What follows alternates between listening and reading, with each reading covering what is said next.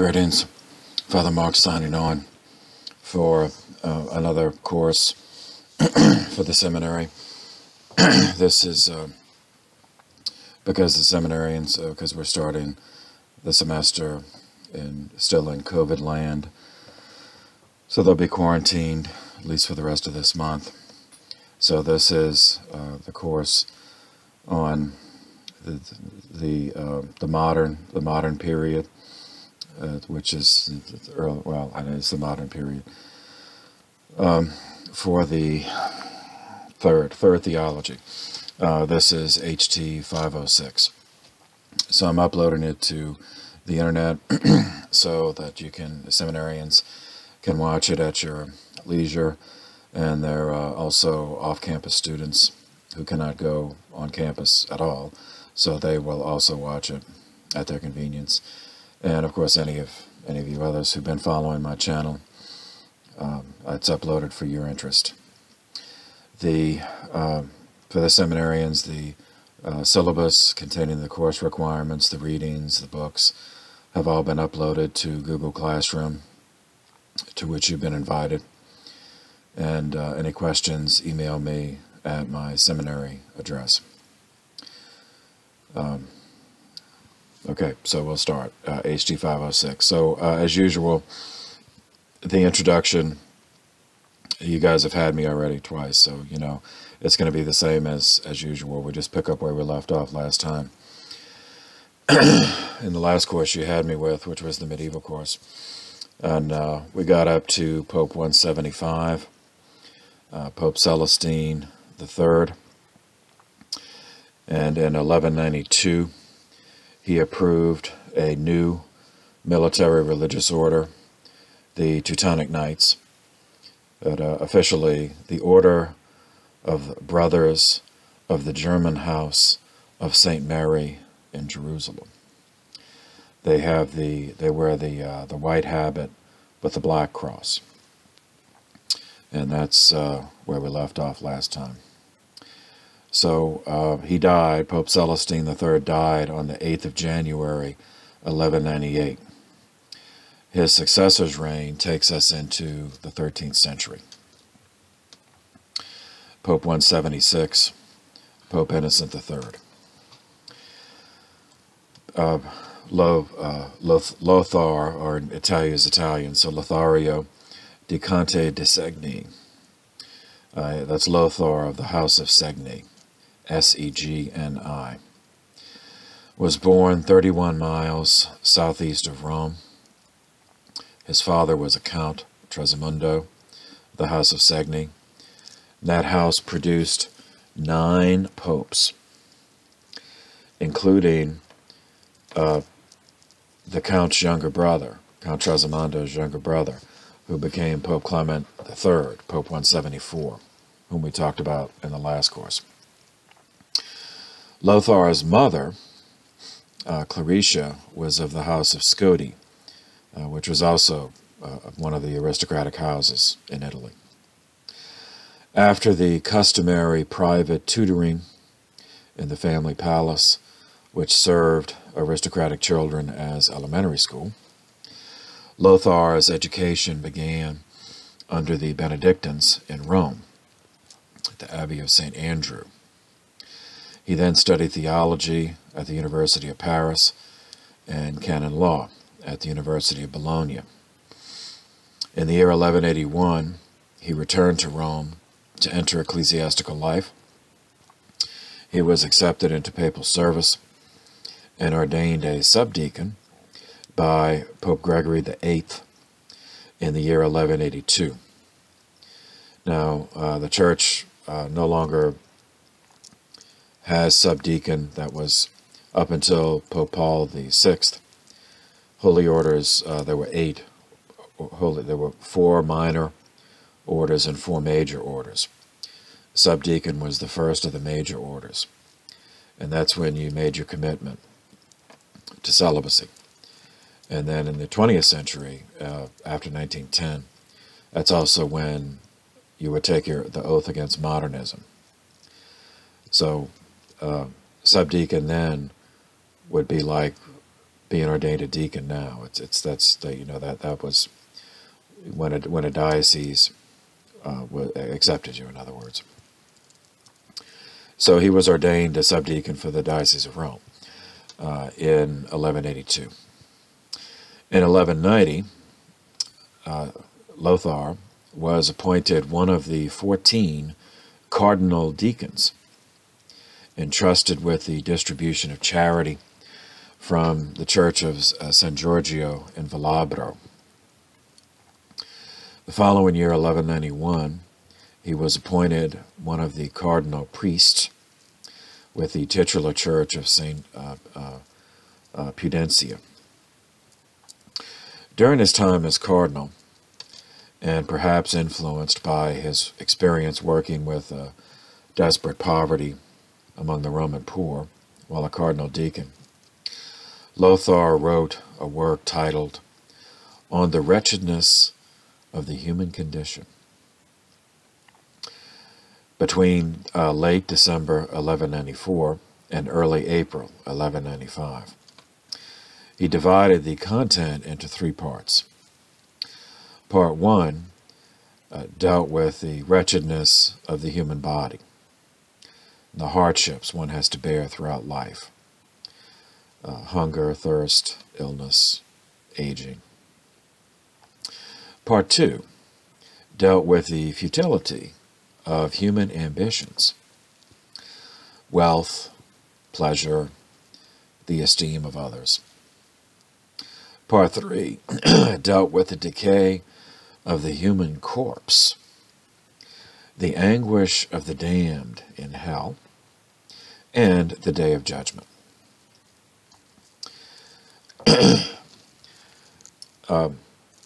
So, anyway, I'll leave it. That's self-explanatory. Cardinal Lothar, along with the rest of the members of the College of Cardinals living near Rome, were summoned to consistory on Christmas Day 1197 by the 91-year-old Pope Celestine III.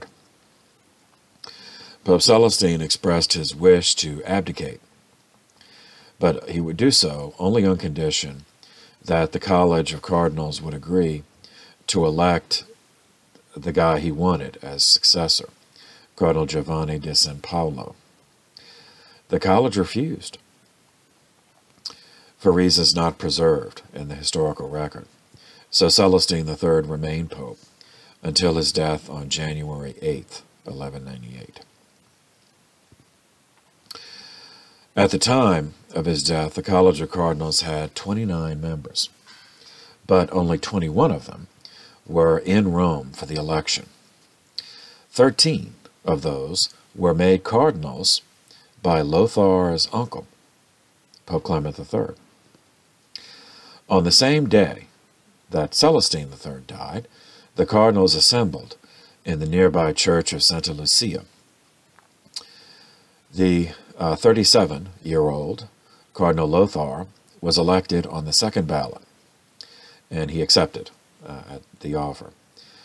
He chose the name Innocent III, under which to reign as Pope 176, for what turned out to be 18 very eventful years.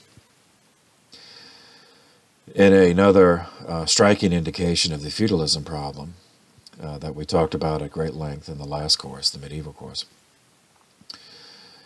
that at the time he was elected Pope, Innocent was not even ordained a priest at the time. In terms of holy orders, he was still a deacon. He's cardinal deacon, even though he had also been a cardinal priest subsequently. So he had to be a constituent, an essential element of being a pope is to be Bishop of Rome. So he had to be ordained a priest, then ordained a bishop, and he was installed in his position on the 22nd of February, 1198. 2 years after the election of Pope Innocent, a guy named Joachim of Fiore, that's Fiore, died. Personally, he was not a troublemaker, But long after his death, his writings were used by lesser men in demonic service to cause much harm to the church. So we'll take a moment to talk about this guy in his context. Joachim was an Italian Cistercian. He received permission from Pope Celestine III in 1198 to establish a stricter monastery at Fiore, which is in Calabria, Italy. That's southern Italy.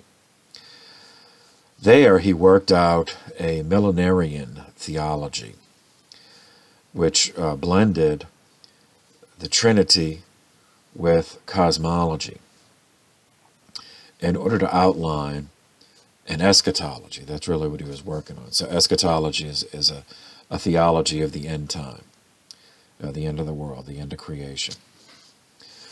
His eschatology was, he regarded it as a revelation of what he described as the eternal gospel, perceived by himself, in which all of created history fell into 3 ages. So he built this. He was not the first or the last to get lost in the book of Revelation. Approaching it as if it were written in code, and then deciphering the code, and being creative, combining theological speculation with creativity. And that equation, it always ends in heresy. So in his case, he got lost in the 14th chapter of the book of Revelation. Verse 6 reads thusly: "Then I saw another angel flying high overhead with everlasting good news to announce to those who dwell on earth." Did you catch that? All right. So if you were hanging out in Calabria for a decade or two and just reading the book of Revelation day and night, then maybe it would hit you differently. But that phrase, everlasting good news, or that is what he built this whole eschatology on, the eternal gospel. Good news is gospel, so eternal gospel. So the first age, as he saw it, was the age of the Father, God the Father. That was the age recorded in the Old Testament. In it, creation was taught to fear of the Lord, taught to just obey out of fear. The second age was the age of God the Son, in which creation was taught to sacrifice and to hope. This was recorded in the New Testament and was protected and guided by the church, founded by Jesus. The third age is the age of the Holy Spirit. That is an age yet to come, in his view. But Joachim taught it's coming soon. He predicted that a cataclysmic event would occur in the year 1260, after which the age of the Spirit would begin. In the age of the Spirit, no authority structures would be needed, either in the sacred or the secular realms. All creation would float and subsist in an atmosphere of universal love. In this, he got lost in the 11th chapter of the book of Revelation. Verse 3. "I will commission my 2 witnesses to prophesy for those 1260 days, wearing sackcloth." Did you catch that? Okay, so from that's where he got the year 1260 from. You see, because these 2 witnesses are going to prophesy for 1260 days. Well, okay, obviously that means the world's going to come to an end in the year 1260. Now, to his credit, Joachim submitted his work to the Holy See for review, and he stated beforehand that if the Holy See judged it to be erroneous, that he would reject it. But he died on the 30th of March, 1202, before that review was done. I'm only mentioning this because his writings would be discussed at the Fourth Lateran Council and be condemned by name for first heretically claiming knowledge of the end time. So that's one of the dispositive criteria the Church uses for any claim of a private revelation. Anyone who claims to know something that Jesus did not, or to reveal something that Jesus left out, then it's automatically considered not worthy of belief. And that's what he was doing. I mean, so, Jesus said even he didn't know the time. So this guy's claiming to know something Jesus didn't. Also, to consider the age of the Spirit as something in the future is erroneous. I mean, it contradicts Acts of the Apostles, chapter 2. Well, first it contradicts the end of the gospel, where Jesus promised to send the Holy Spirit. And then in Acts chapter 2, we have the record of when the Holy Spirit did descend at Pentecost. So for Joachim to assert that when he's writing, in 1202, that the age of the Spirit hasn't begun yet, does that mean, for the previous 12 centuries of church history, the Holy Spirit wasn't there? So, he was condemned, and quite properly so. I'm only mentioning this, in addition to the Lateran Council, but long after his death, his writings became fodder for a radical Franciscan movement that ended up becoming schismatic and heretical, called the Fraticelli, who they were condemned later in 1296. And we'll get to them eventually. The year of Joachim's death, 1202. In that year, we find the origin of a misbegotten crusade, a fallen crusade, the Fourth Crusade.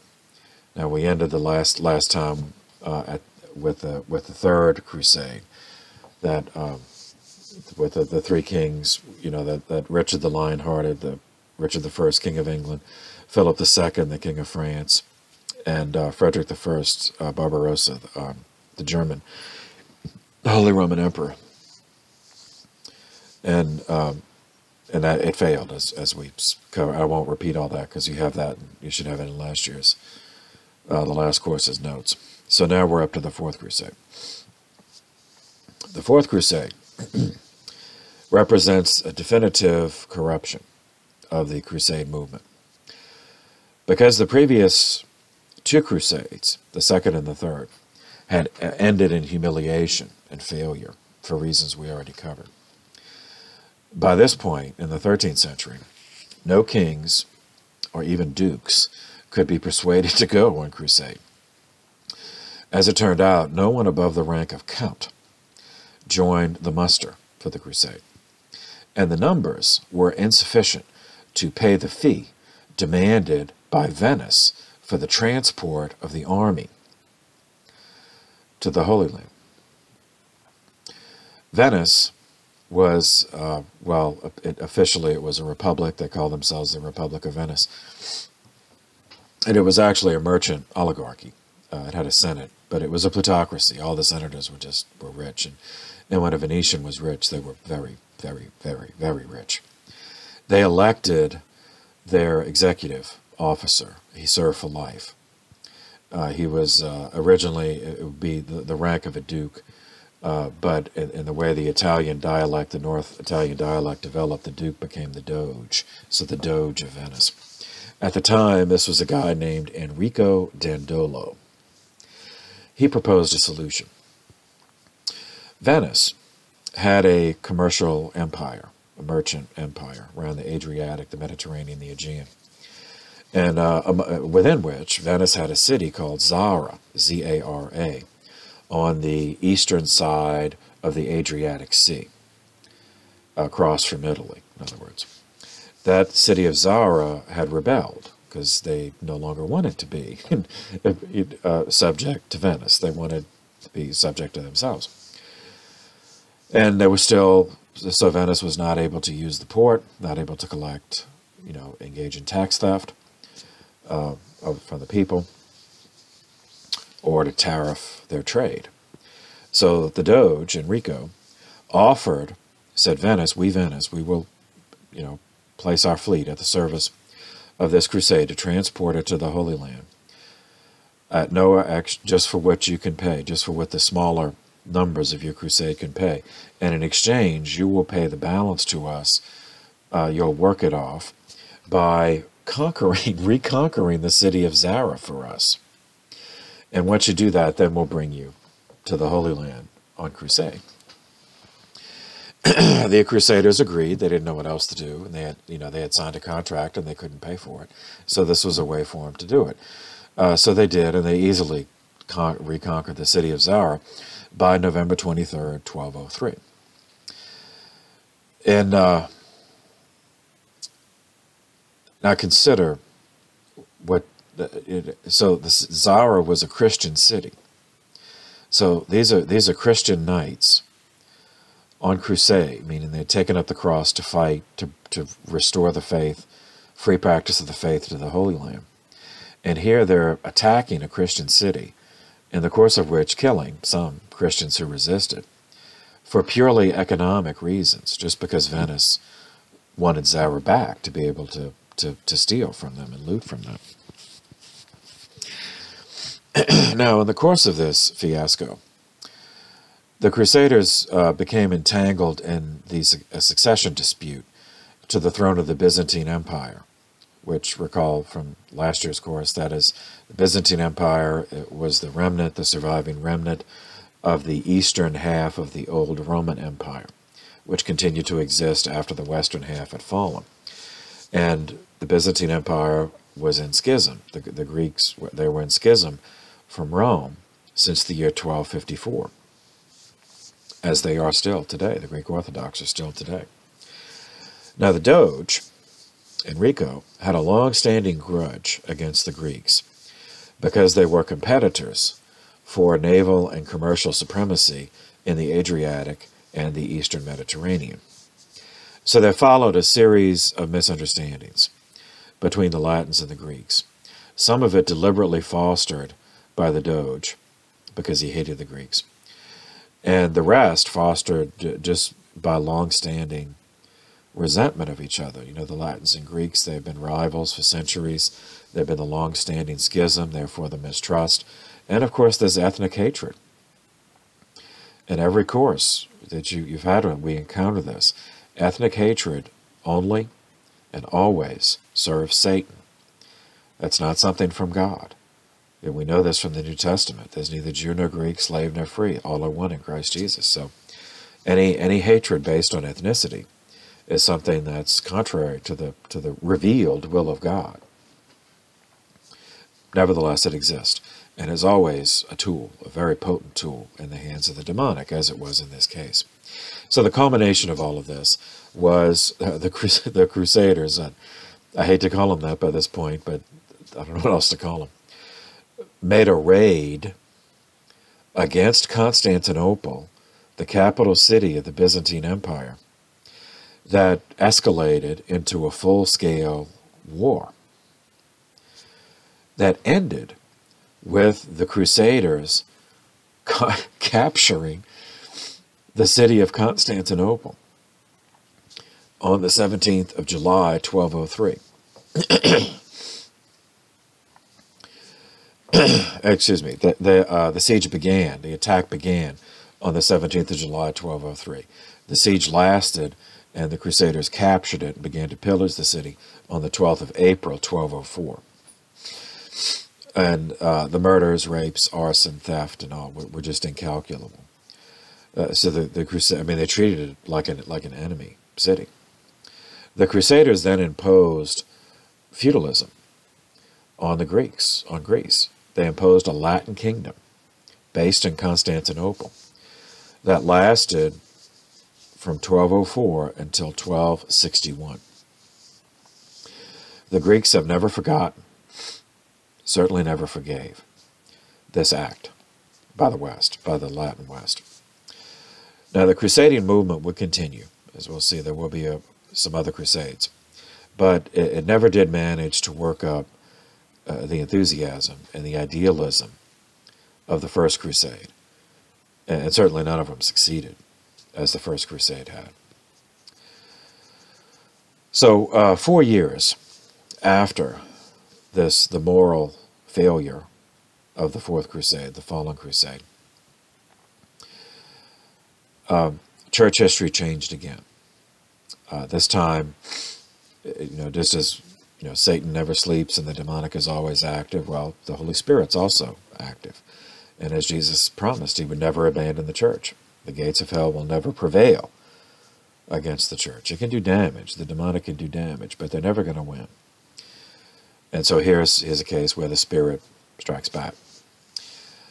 With the creation of a new category of ecclesiastical service, the mendicant movement, derived from the Latin verb in the infinitive form mendicare, means to beg.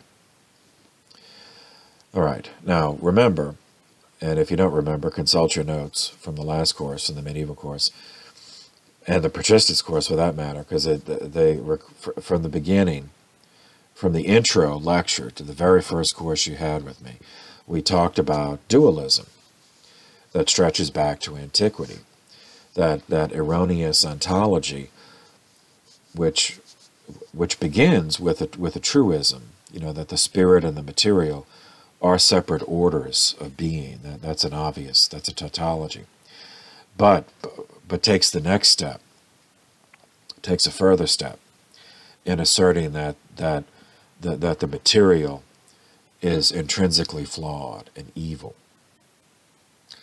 and that is not justified. I mean, in fact, it contradicts the revelation in the book of Genesis that God the Father, God created the material universe, therefore it cannot be intrinsically evil. And human beings, he created human beings with a body and soul, therefore the body cannot be intrinsically evil.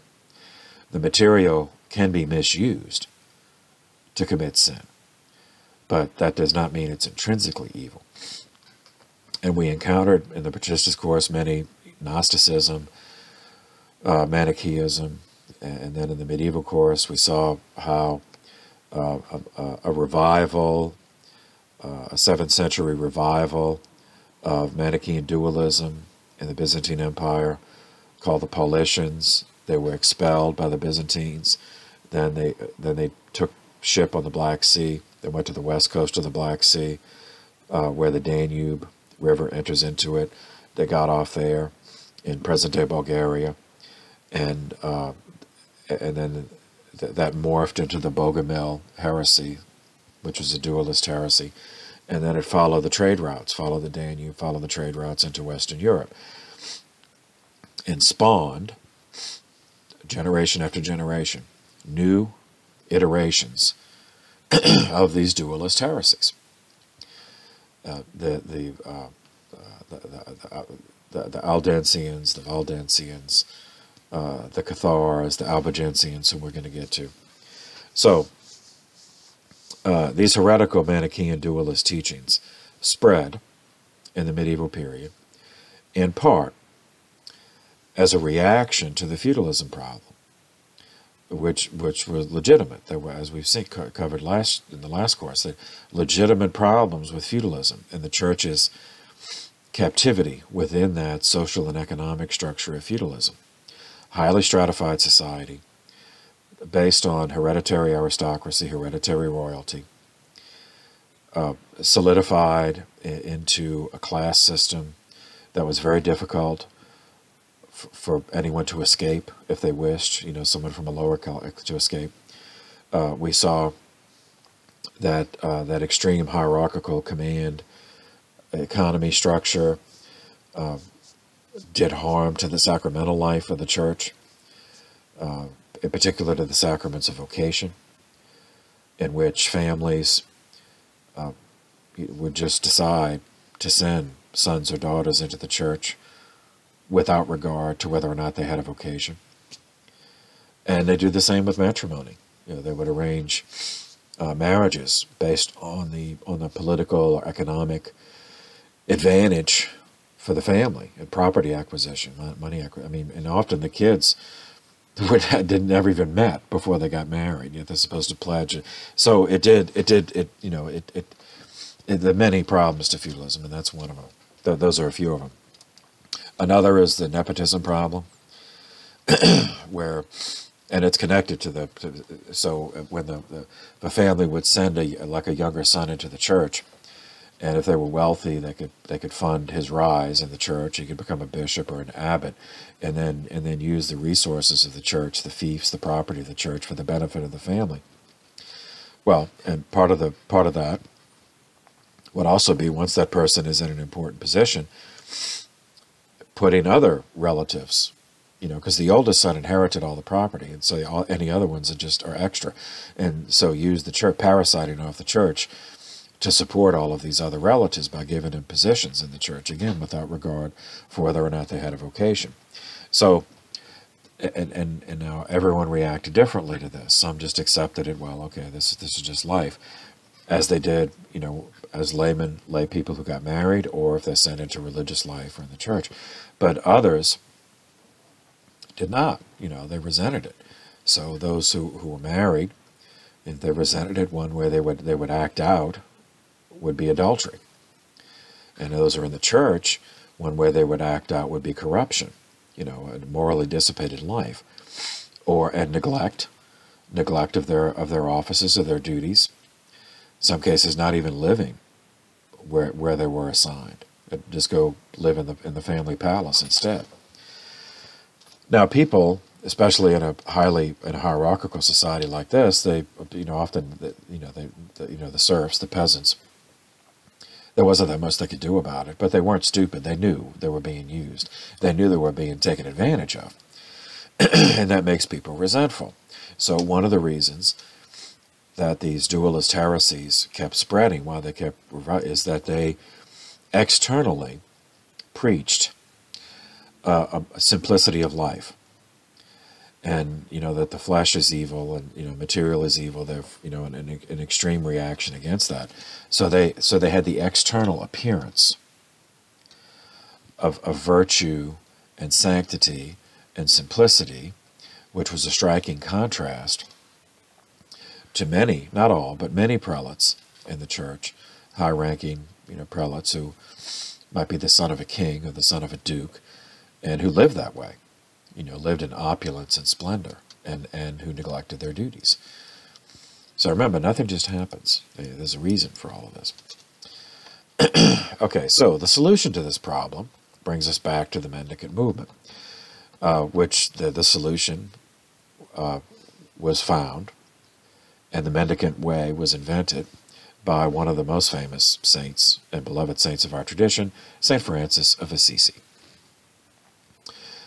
He was born Giovanni de Pietro de Bernardone around the year 1181. He was born into the family of a prosperous silk merchant, cloth merchant, named Pietro de Bernardone, and his father was Italian, of course, and his mother was French, for Provence, from southern France, Pica. So the child was baptized Giovanni, but his father, when he was a child, gave him the nickname Francesco in honor of his mother's, well, Pietro's wife, but, Giovanni's mother, in honor of her country. So Francis, name, it was his nickname. So his nickname was the Frenchman, the little Frenchman, Francesco. In every way, Francesco was a spoiled rich kid until he enlisted in a military expedition against Perugia in the year 1202. He was 21, well, either 20 or 21 years old, depending on exactly, because the actual month and date of his birth isn't known. Now, no doubt, since he was spoiled, he never had any hardship in life, so no doubt he was naively thinking that, oh, yeah, I'll go off, this will be a grand adventure. Well, once he saw combat, that this is not an adventure. And not only was he on the losing side, but he was captured. And he spent a year as a prisoner of war, and he suffered serious illness because he was kept in squalid, unhealthy conditions, waiting for his family to ransom him, to pay, basically to pay for his freedom. Once he was released, he returned home for a time, he restored his health, and then he went on a pilgrimage to Rome, where he spent time living among the poor. And actually, almost accidentally, but while living there, he saw the way they had to live was by begging. So he actually had experience begging, and saw that. Now that he didn't immediately, found the order, but all of these, again, nothing just happens. So it builds. The experience is built. It was in the course of this that was the occasion, that this time in his life was the occasion for a famous infused grace he received. Chances are, if you've done any reading or anything about St. Francis's life, you've heard of this one. This was a vision given to him of Jesus, and he was in the vicinity of a dilapidated, ruined chapel in the countryside of San Damiano, outside of Assisi. And in it, there was an icon, the cross of San Damiano. It's cruciform, but it's an icon. So, because the Greeks for centuries had contact with Italy, so Grecian art forms did, end up, and iconography is one of the Grecian art forms. Whereas in the West, sacred art, tended to go in the direction of statues, three-dimensional, but the icons is two-dimensional, painting on a wooden surface. Now often the icons are rectangular with the painting on the front. The cross of San Damiano was in the shape of a cross, but you had Jesus and then the Last Supper on the crossbar.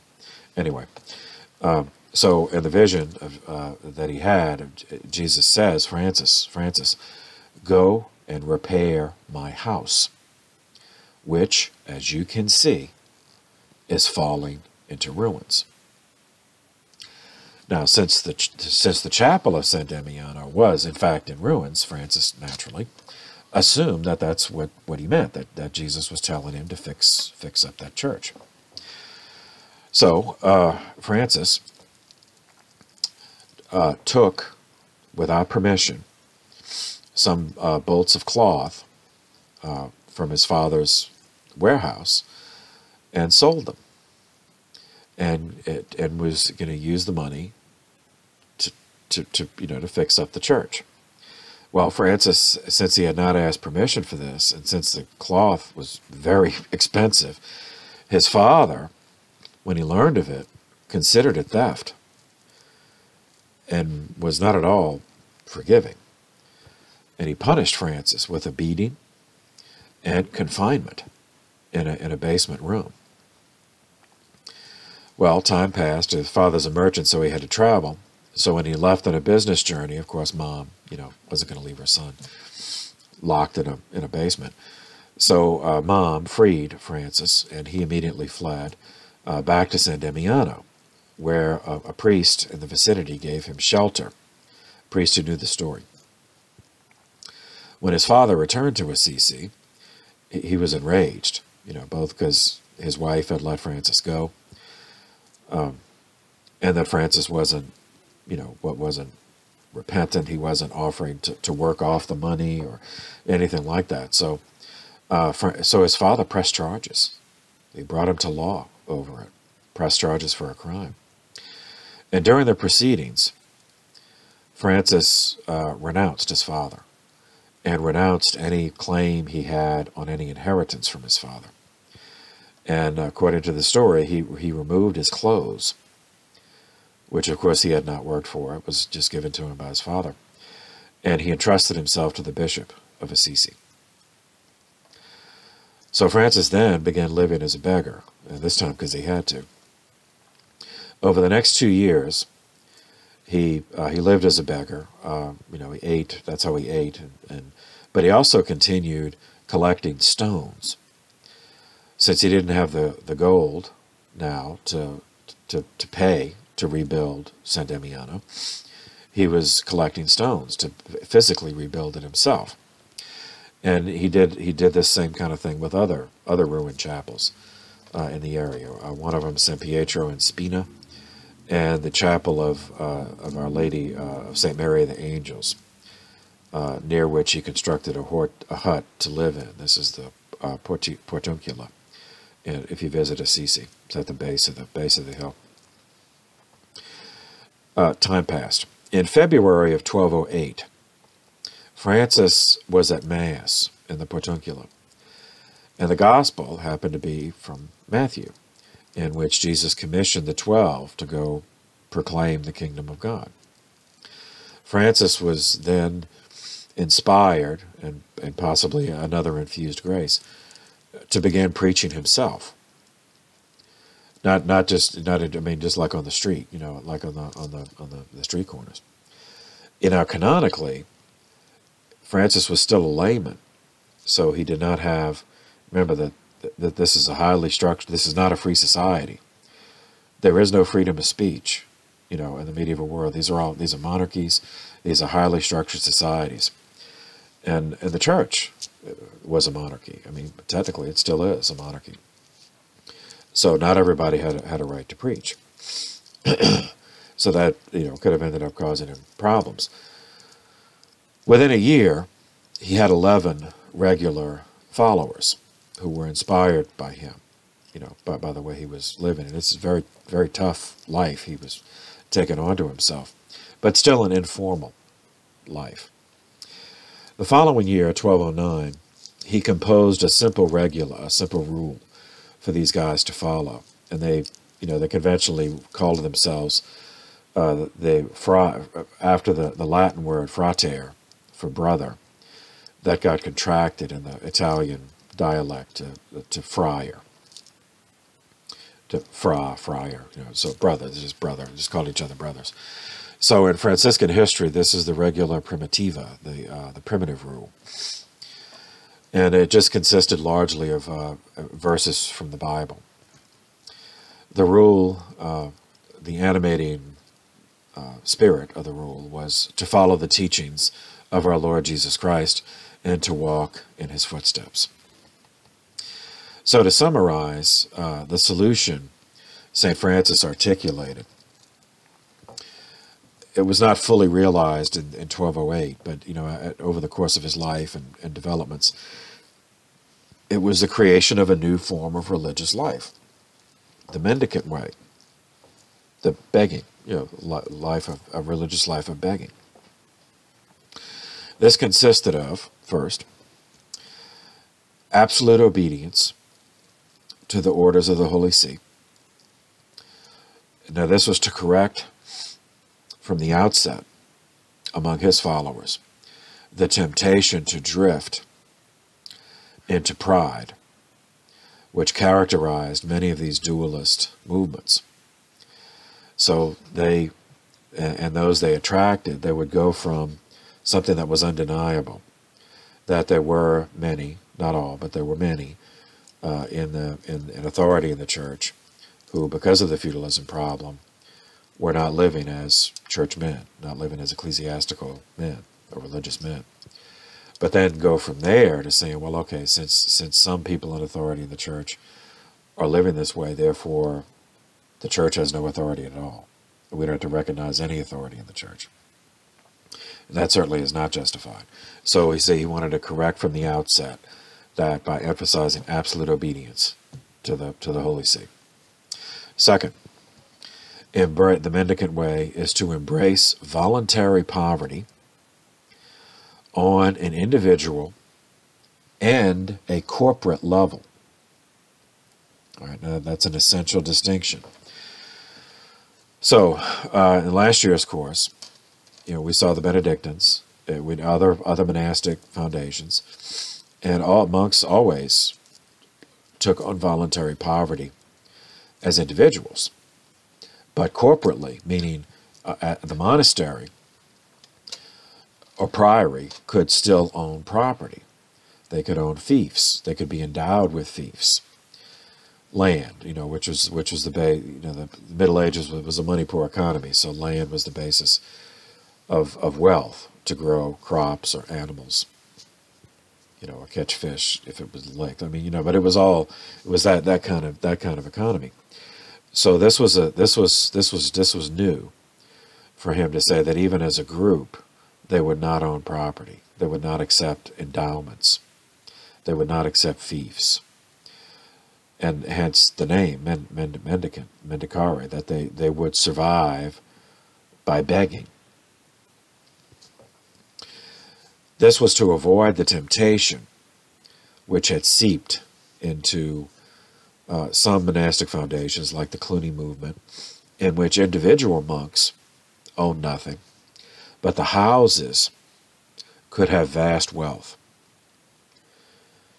And that, coupled with the feudalism problem, where the abbot of the monastery might be the son of a duke, then it would be the abbey. He would structure it like his father's palace. There would not be living simplicity of, even though the individual monks did not own it all, they were living that way, and which could be a distraction. And weaning them away from the monastic style of life. Third, mobility rather than stability.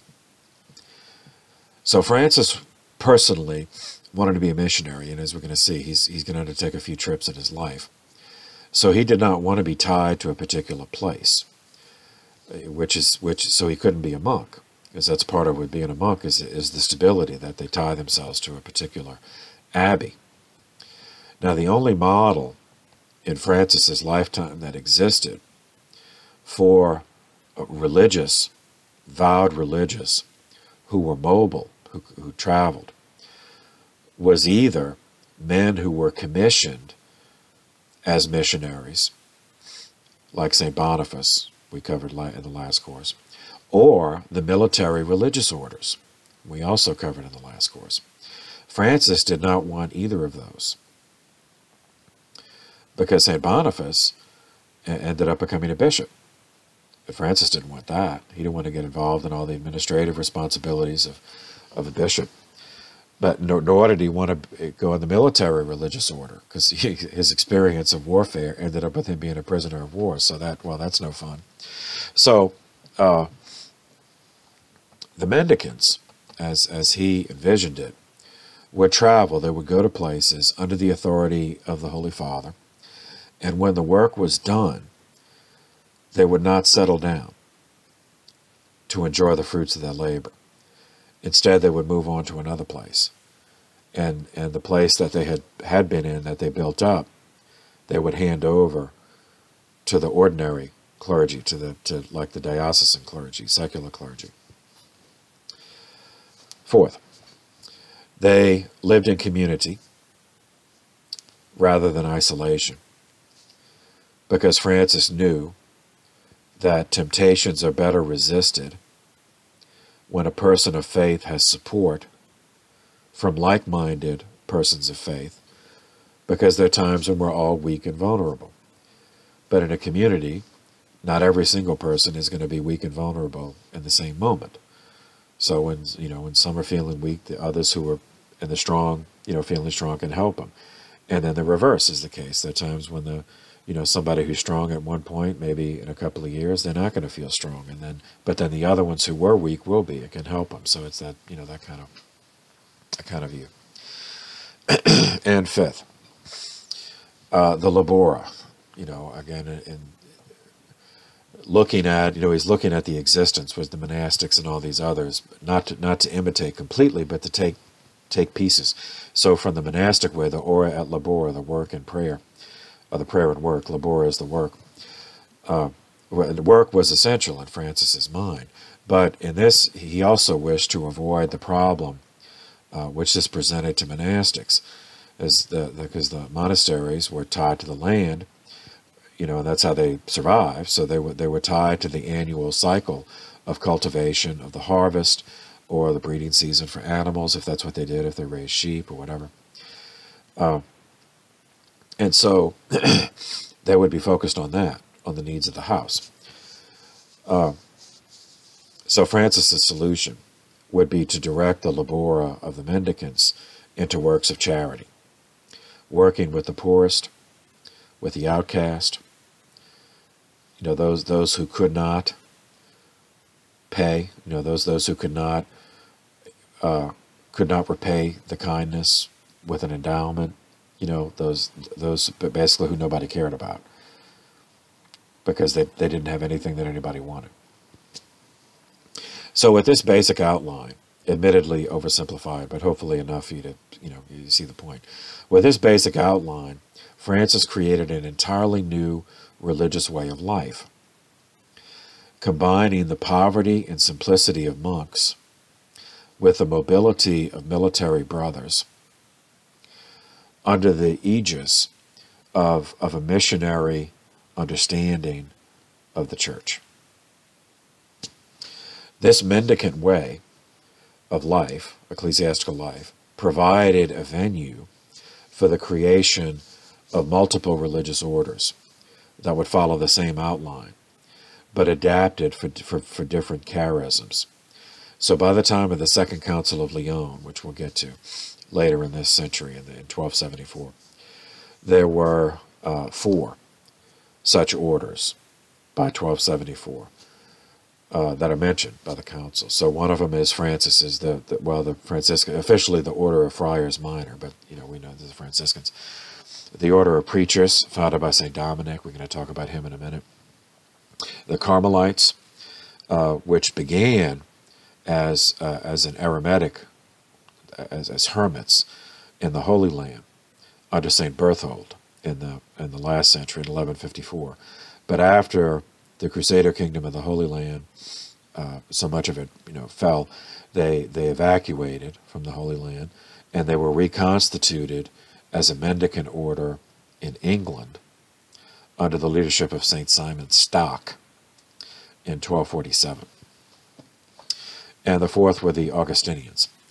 They were created by order of Pope Alexander IV in 1256. And anyway, so you see, so by 1274, the Second Council of Lyon, there were 4 of these mendicant communities, and of course it grew. There'd be many more of them. So Francis then led his first 11 followers to Rome to seek permission to establish this with papal recognition as a religious order. Up to this point, it was just an informal thing. These guys just all agreed this is how they were going to live. So this journey connects his story to the life of Pope Innocent III.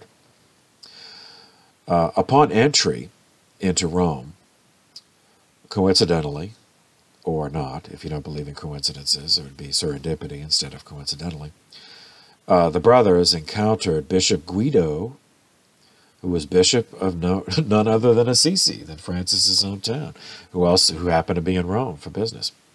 He had with him Giovanni di San Paolo, the cardinal bishop of Sabina. The cardinal listened to this story. He was very interested in this story. He became very sympathetic with Francis, and he agreed to get them a meeting with the Pope, which otherwise probably wouldn't have happened. I mean, it's just these random guys, just living like beggars, and oh yeah, we want to talk to the Pope, so that otherwise it probably wouldn't have happened. Now, this guy, in addition to being a cardinal, was also the confessor of Pope Innocent III. So when he said he was going to get him in, he was going to get him in. So Pope Innocent did meet with Francis and the brothers the next day. He later tonsured them, which granted them tonsure, again, that was suppressed by Pope Paul VI after Vatican II, but at the time, tonsure was the admission of a person to the clerical state. So after tonsure, then you could ascend through the 4 minor orders and then the 4 major orders. or stop at some point there and just live out your life in one of the one of the other orders. But tonsure was the admission to the clerical state. And remember that Middle Ages is a stratified society. Everybody has to have a place. And so this gave them ecclesiastical status. And that saved them from some problems that they might have had otherwise.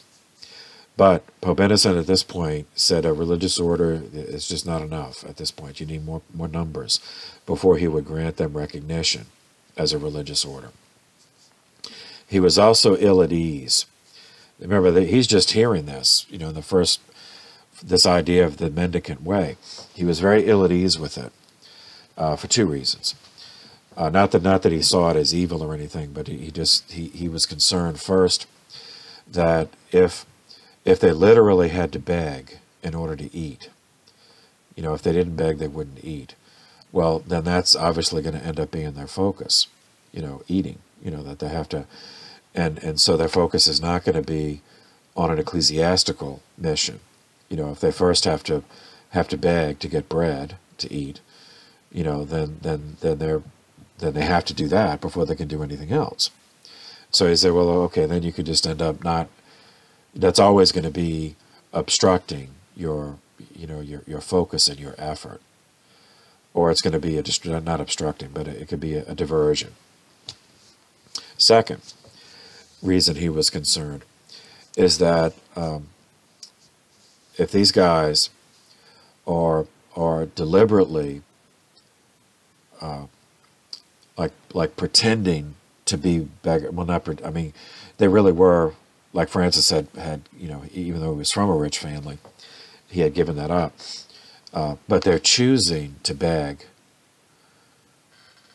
whereas, otherwise, like Francis had options. He was educated. There were other things he could have done, even after leaving his family. So Innocent was concerned that if they're begging, then there's only a finite amount of charity that people are going to give in the world.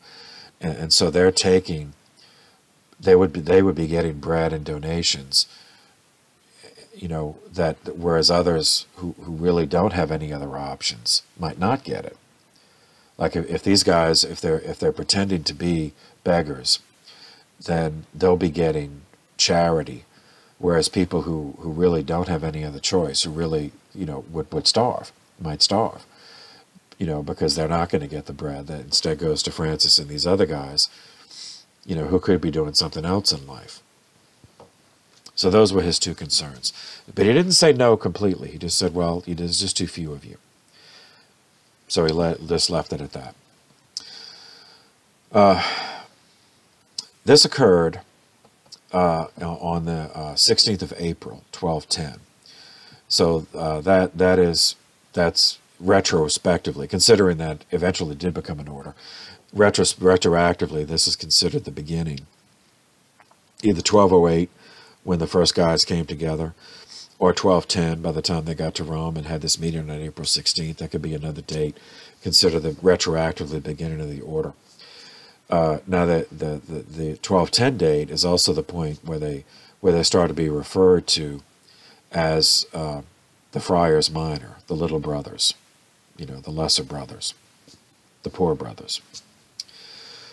Francis chose to never be ordained a priest, although he was later ordained a deacon, so he could officially preach, including at Mass. The following year, 1211, a young noblewoman from Assisi named Clare heard Francis preaching in the church of San Rufino in Assisi.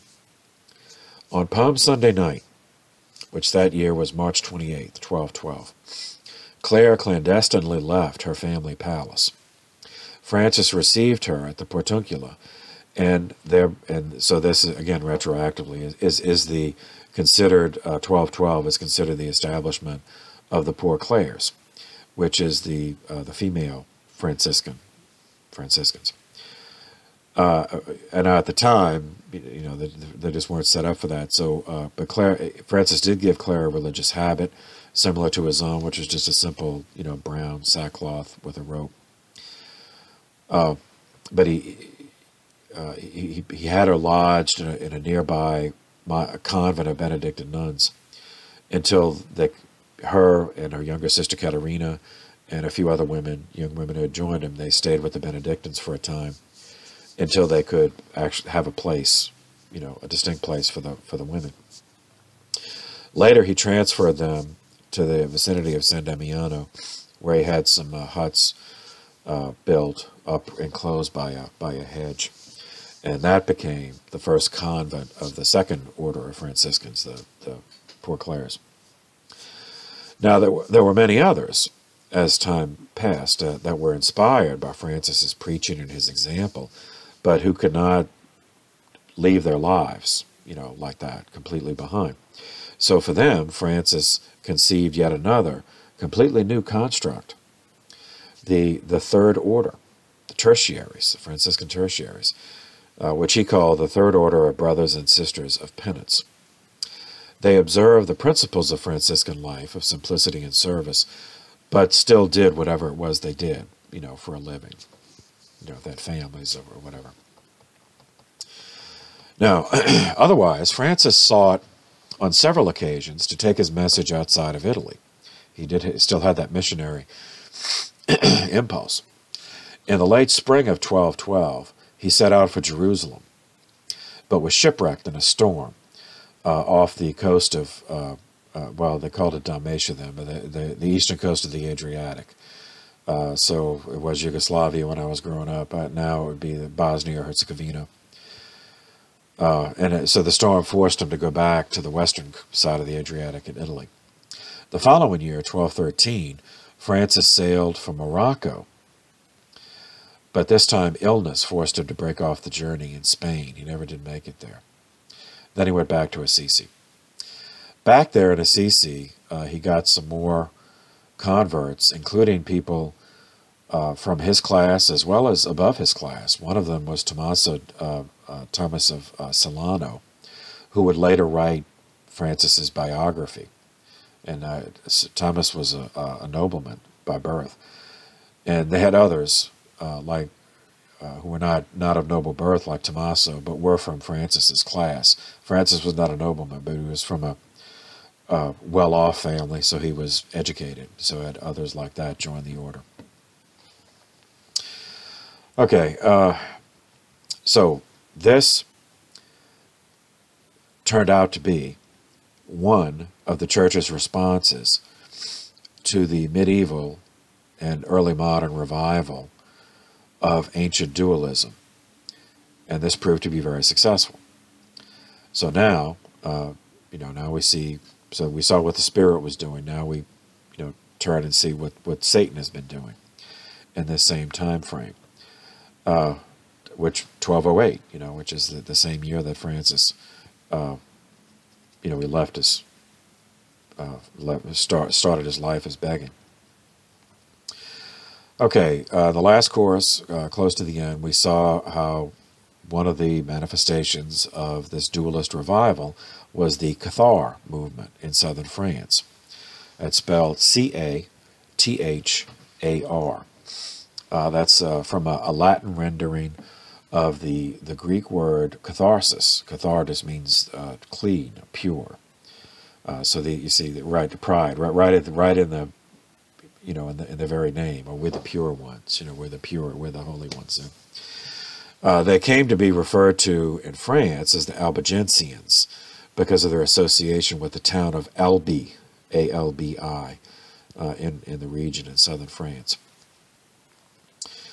The Cathar movement was spreading and become a source of serious concern to the Holy See, not only because of its heretical teaching, but also because of its anti-authoritarian mentality, which was being manipulated for political reasons by the secular nobility of southern France, who wished to break away, who wanted to secede from France, wanted to break away from France and form a distinct nation. Now, as we saw in the early medieval course, southern France was at one point, the Merovingian period, that it was separate, that it was incorporate. France came about as a result of conquest. So this politicized use of a theological heresy led to a national level ecclesial schism. And this is the occasion in which we meet, the Spirit responding. The Holy Spirit called St. Dominic to respond. So he was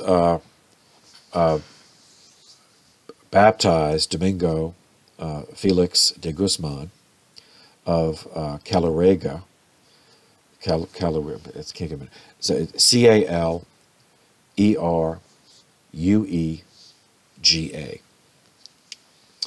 which is in the province of Burgos in north-central Spain. That's in Old Castile. He was named after the patron saint of the local Benedictine abbey, St. Dominic of Silos, north of the town, because his mother, Juana, had made a pilgrimage there to pray for a child. And after that, he was born. So she named him after that saint. And she, his mother, Juana, was later beatified by Pope Leo XII, 1829. Dominic's father, Felix, not much is known about him, but he was obviously prosperous because he was able to provide a good education for Dominic. First at a Norbertine school attached to the church of Santa Maria de la Vide in their home province of Burgos. Then sent to Palencia to study classics, then theology. Afterward, when he finished his theology, he returned back to his first school and joined the religious community. So he became a Norbertine canon regular at Santa Maria de la Vide.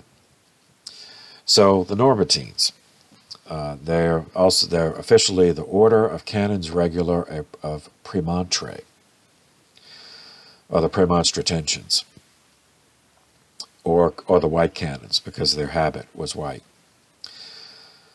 They were founded, that odd name, Premontre, that's a place. Premontre is a place in France, where St. Norbert established them, had the first foundation in 1120. Norbert himself later became Archbishop of Magdeburg. Norbert was, or Norbert, I should say, he was Alsatian. He was a friend of St. Bernard of Clairvaux, the Cistercian, whom we met in the last course. And he was very influenced by Bernard and by the Cistercian ideals, both in the manner of life and in the government of the order. So St. Norbert established these guys not as monks like the Cistercians, but as canons regular. Okay, now, we actually did cover this already. This was in the 8th century in the medieval course. Look up in your notes St. Chrodegon, who was the Bishop of Metz. He created the first rule for canons regular. Regular, it's from the means rules. So these are canon means of measuring sticks. So these are clergy. They were priests, not brothers, not monks, but they did have a rule, and they served a place like a cathedral, but they were not tied to that place. They lived in community, but then would go out and do other work. Whatever the bishop or superior told them to. Frequently, they would serve in parishes, or they would teach. But they would come back, they would live in community, and then go out to do their work. And that's what these Norbertines at Santa Maria de la Vide were. They had a school. They had a church there, and they lived in community there, but they also had a school. And that's where St. Dominic joined. In 1194, he was transferred to the Cathedral of the Assumption of Mary in Burgos, in Burgo de Osma, which was in the neighboring province of Saraya. And he was ordained a priest by Bishop Martin Bazan. In 1201, Bishop Bazan died. He was replaced as bishop by Diego de Achebas. who made Dominic sub-prior of the cathedral chapter. 2 years later, Bishop Diego was commanded by the local king, King Alfonso VIII of Castile, to go on a diplomatic mission to Denmark to negotiate a marriage for his son, King Alfonso's son, Ferdinand, to the niece of King Valdemar II of Denmark. So Bishop Diego brought Dominic with him on this trip.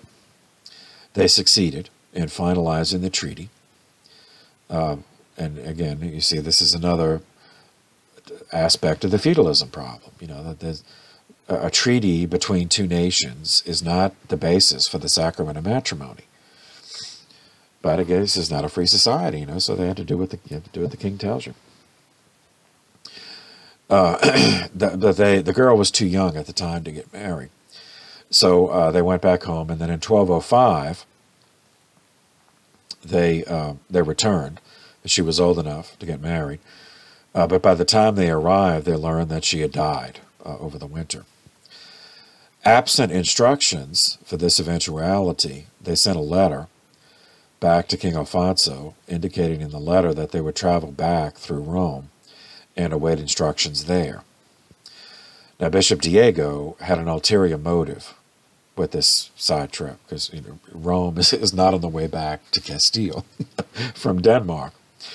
In that Bishop Diego wished to be transferred from his diocese to undertake missionary work among the Danes, which he saw when they stayed in Denmark, that many of them were still functionally pagan.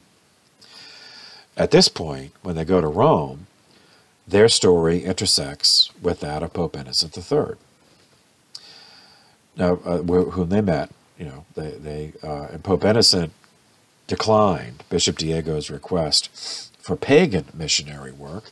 Instead, he assigned them both to go to France to undertake missionary work among heretics, specifically the heretical Cathars. Obediently, they went to France, and they began organizing public preaching missions, as well as public debates with Cathars at Prouille, Verfil, Pamiers, and Montreal. In Toulouse, in southern France, they had the enthusiastic support of the bishop, Bishop Fulk, who, along with Pope Innocent, recognized the danger of the Cathar revival of ancient Gnosticism. Dominic, in the course of this work, became spiritual director to several women who were Albigensian, but who converted back to the faith as a result of their mission. In 1206, Bishop Fulk established a convent for them in Prouille, near Toulouse. That convent, again retrospectively, knowing what eventually happened with the Dominicans, that convent is considered the mother house of the Dominican nuns, like the Second Order of Dominicans. Even though there was no Dominican order yet, but because there would be, that's how it's seen. When Bishop Diego died in 1207, Bishop Fulk set aside revenue from his diocesan tithes, meaning his own money, or the diocese money, to support Dominic and other preachers engaged in converting Cathars by missions and public preaching. In 1214, Dominic organized a community to pursue conversion of heretics through preaching. In keeping with his Norbertine origins, they used the rule of St. Augustine, and they wore white habits. The Dominicans still wear white habits, like the Norbertines. 1 year later, in support of Dominic's mission,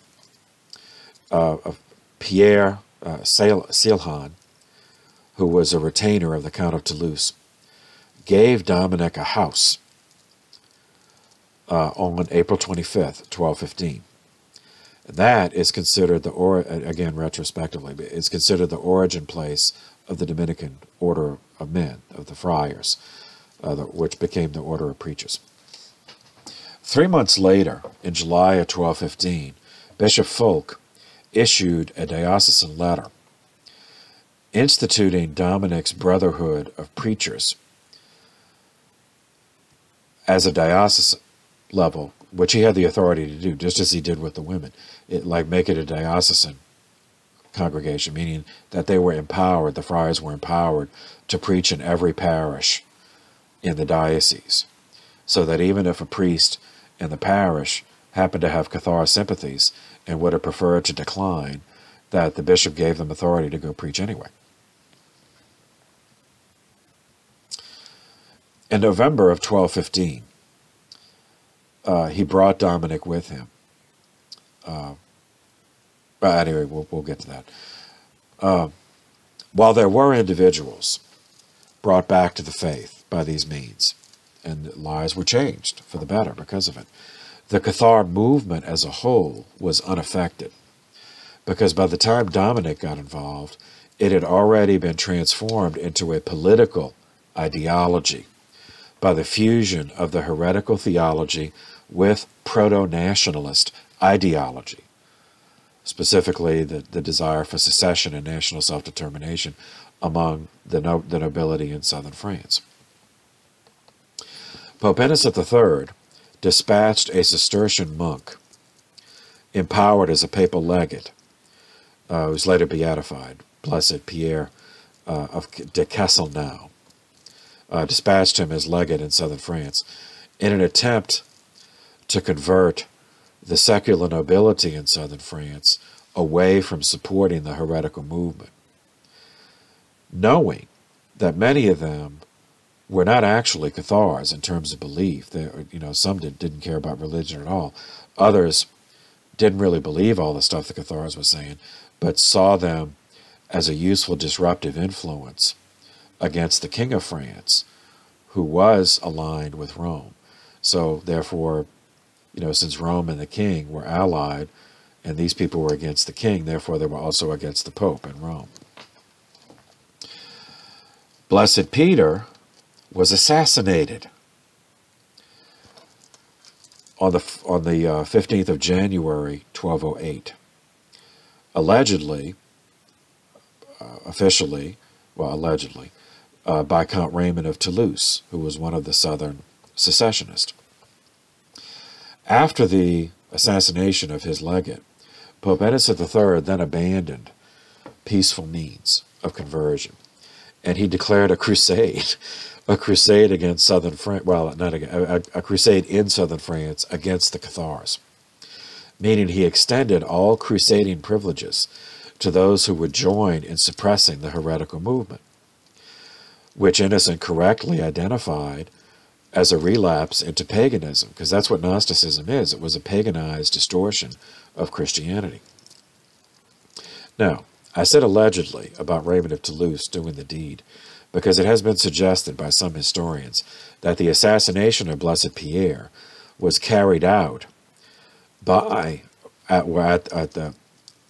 those who were in the employ of the nobility of northern France, possibly even the king, in order to manipulate the Pope into doing exactly what he did, like a provocation.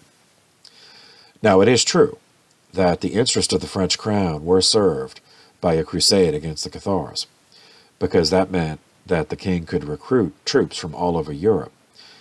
But the nature of such warfare left southern France in material ruin and decimated the population, such that it didn't recover for generations. Because this went on for a generation. This war, this was essentially a civil war, went on for 25 years. It was a whole generation. Now, of course, at the beginning, nobody knew that it was going to go on that long, but it did. Now, in the end, the sources do not permit a definitive answer over who exactly did the deed, but it can be said that the Albigensian Crusade was waged for 21 years, not 25, sorry. And it resulted in 250,000 deaths but it succeeded in the sense that it did end the proto-nationalist movement in southern France, but at the cost of destroying it. But it did not end the Cathar ideals. Those persisted in a theological underground, meaning ancient Gnosticism, dualism, persisted. In particular, its anti-clericalism would be fed and magnified by the role of the Church in the violent suppression of the Cathar movement. This entire episode was used by later Protestants as evidence that the Catholic Church was a fundamentally political institution. Now that's a distortion, that's an exaggeration. However, it cannot be denied that there was a political component to this episode, certainly on the part of the French king. But it is an exaggeration to say that preserving the political unity of France was the Pope's objective. Like, if southern France has seceded for different reasons, but would have remained in union with the Church, there's no reason to believe that Pope Innocent would have summoned a crusade to go attack them. It was for the theological reasons that he did that. Okay, anyway, so that began in 1208 and went on for a generation. The year after it started, another university is established. Now, it's another thing we covered. We saw the first four in Salerno, the medical school in Italy, Bologna, the law school, also in Italy, but further north.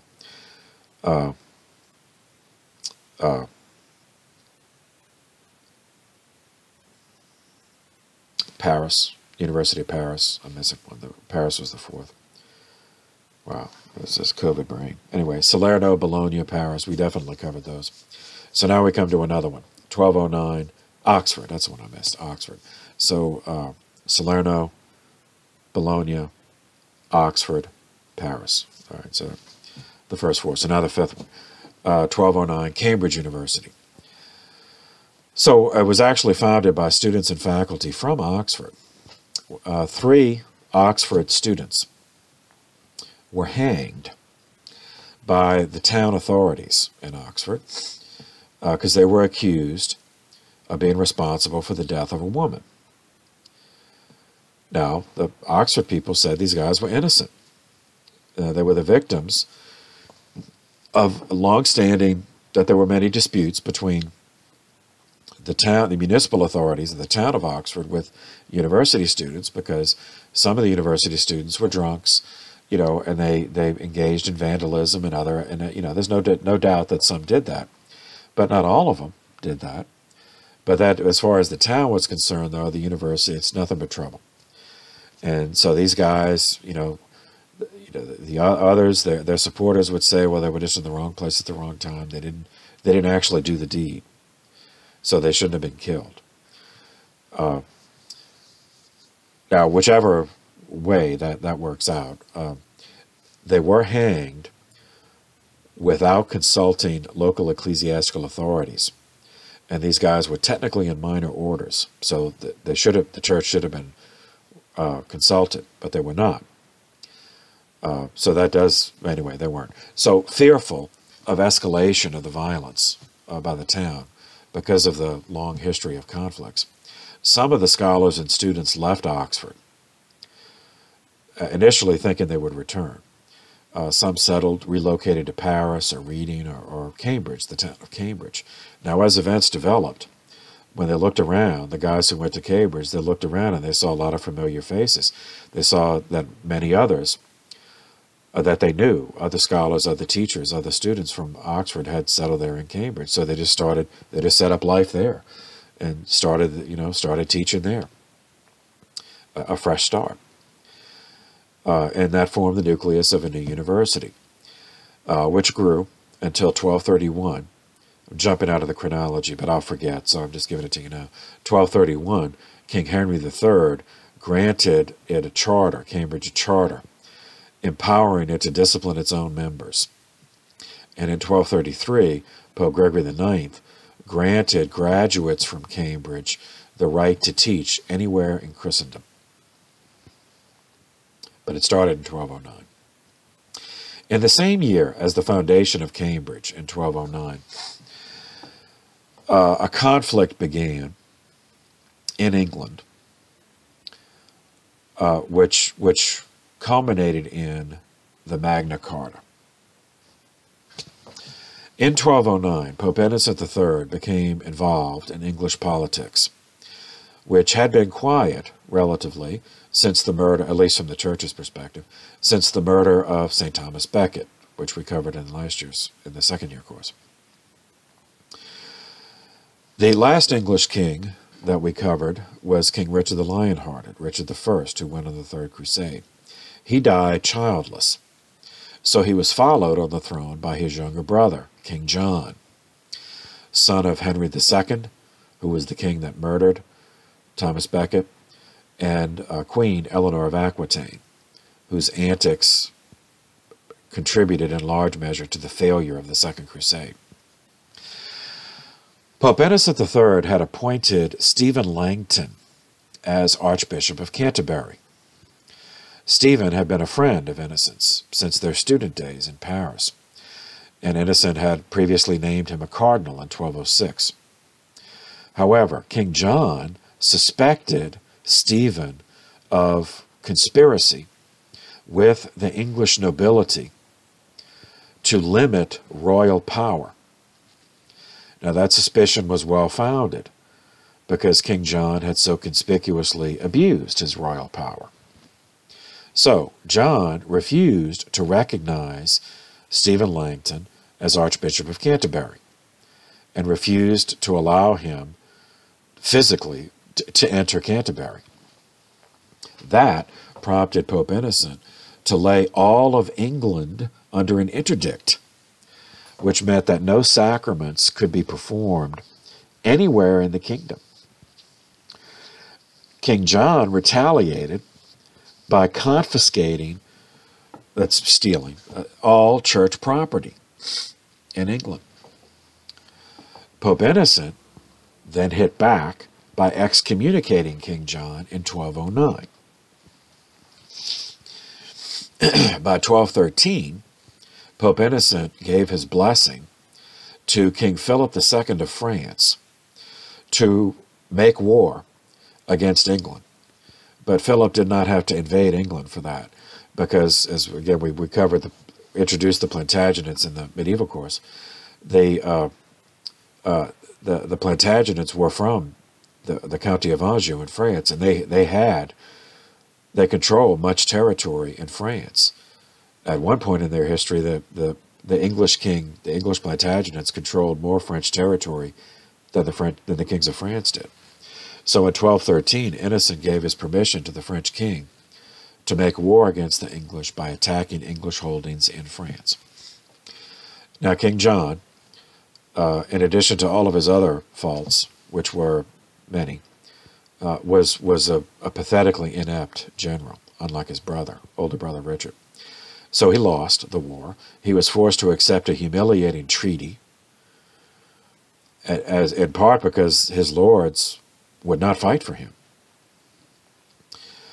So as part of the defeat, John then had to accept Stephen Langton as Archbishop of Canterbury. He had to return the property he stole from the church, and only then was the interdict lifted, and the personal excommunication was lifted. After that, John even went so far as to grant England to the Holy See as a fief. The English barons, who had long-standing grievances with John that predated the Stephen Langton episode, rebelled against John 2 years later, which they justified by stories of many atrocities that John was guilty, of which John was guilty, and many depravities in which he engaged. In June of 1215, they forced John to Runnymede on the Thames River to sign the Great Charter, the Magna Carta.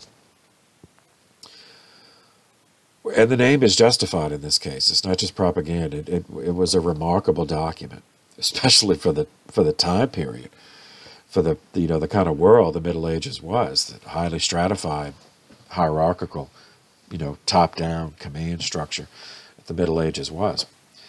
The premise of the Magna Carta was that a vassal does indeed have obligations to the Lord. So, I mean, this was not a document of anarchy.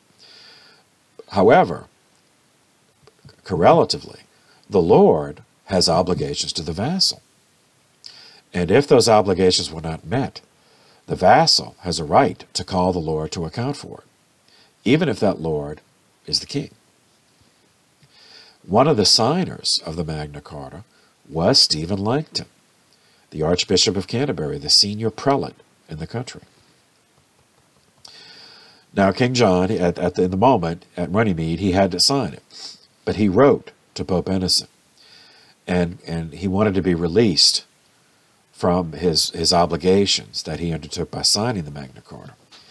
And Pope Innocent, this is striking, because this was not a naive person, but is, for reasons I frankly I have no explanation for, Pope Innocent accepted John's version of events, that this was simply a rebellion against royal authority.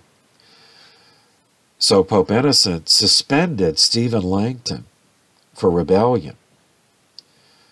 The same man, whose installation he ensured through excommunicating John previously. Pope Innocent then released King John from any obligation to adhere to the oath extracted under duress at Runnymede. He declared the Magna Carta void as being the product of extortion. And this almost led to a civil war. It probably would have led to a civil war in England, but King John died of a digestive ailment in October of 1216, the convenience of which has led many to speculate that he was poisoned. During the conflict over the Magna Carta, a completely unrelated development, but during that time period, the conflict was 1209 and 1215. So during that conflict back on the continent, a hideous thing occurred. Hideous. This was the Children's Crusade in the year 1212. Now, it's not included in the list of 9 crusades, or 8 or 9, depending on how they're numbered. But it has to be mentioned as part of the crusading movement, because it was so embarrassing that it provided an impetus to revive the Crusades after the disaster of the Fourth Crusade had, for a time, ended the whole movement out of cynicism. So what happened? In May of 1212, a French boy named Etienne, or Stéphane, appeared outside of Saint-Denis. Saint-Denis is a Benedictine monastery. At the time, it was outside of France. Now the city has grown, so it's within the city. It's even on their metro line. And it was the cemetery of the French kings. So Etienne appeared outside of Saint-Denis, proclaiming that he received a divine revelation, which took the form of a command from the divinity for children to go to the Holy Land and free it, to accomplish what their elders had failed to do. The usurpation of the Fourth Crusade by the Venetians had left most adults in Europe bereft of any belief that the crusading movement served any higher purpose. Yet the spirit of the Crusades was still alive in the young, because the young are still vulnerable to idealism before life beats that out of them, before that life gives them the treatment, and all ideals are just strangled and suffocated and stomped into oblivion. And what's left is the broken husk that is the human adult. So, Etienne, his call met with widespread enthusiasm, resulting in what one contemporary described as a march of 30,000 youth. Now, these are, would include teenage. I mean, these are not 3-year-olds, but, so what we would think of as teenagers. and young adults of I mean, the boys and girls. So they went, first they marched to Marseille, which is a port on the Mediterranean coast of France, to find passage to the Holy Land by ship. Two merchants of Marseille offered them passage for free to serve the glory of God, as they claimed.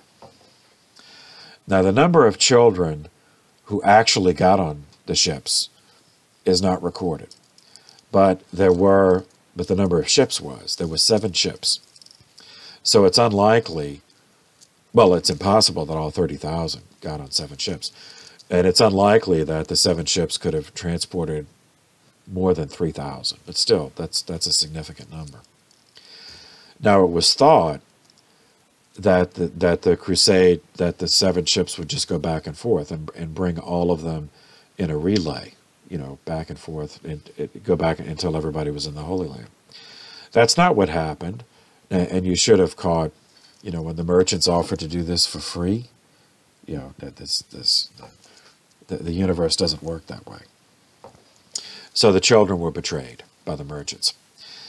These merchants had a long-standing business relationship with Saracen pirates, with Muslim pirates in the Mediterranean, to whom they routinely paid protection money in order to avoid having their ships being captured and their crews enslaved.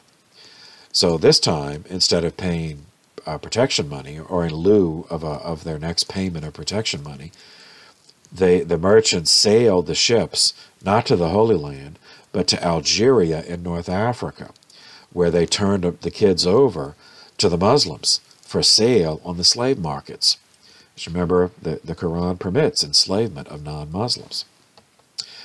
A large group of these children was purchased on consignment by an emir in Egypt to work on his estates.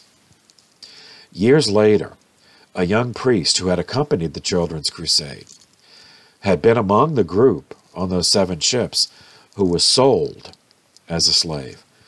But years later, he managed to escape. He made his way back home to Europe, and he told the tale. The traitorous merchants in Marseille were executed for what they did. But the priest reported that in his consignment alone, there was still 1,000 children left on that one estate, working in Egypt.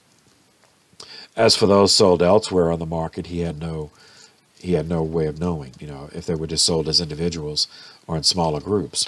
But at least there was one big group he knew of that was still alive. A parallel development occurred in Germany, and also, must be considered as part of this Children's Crusade.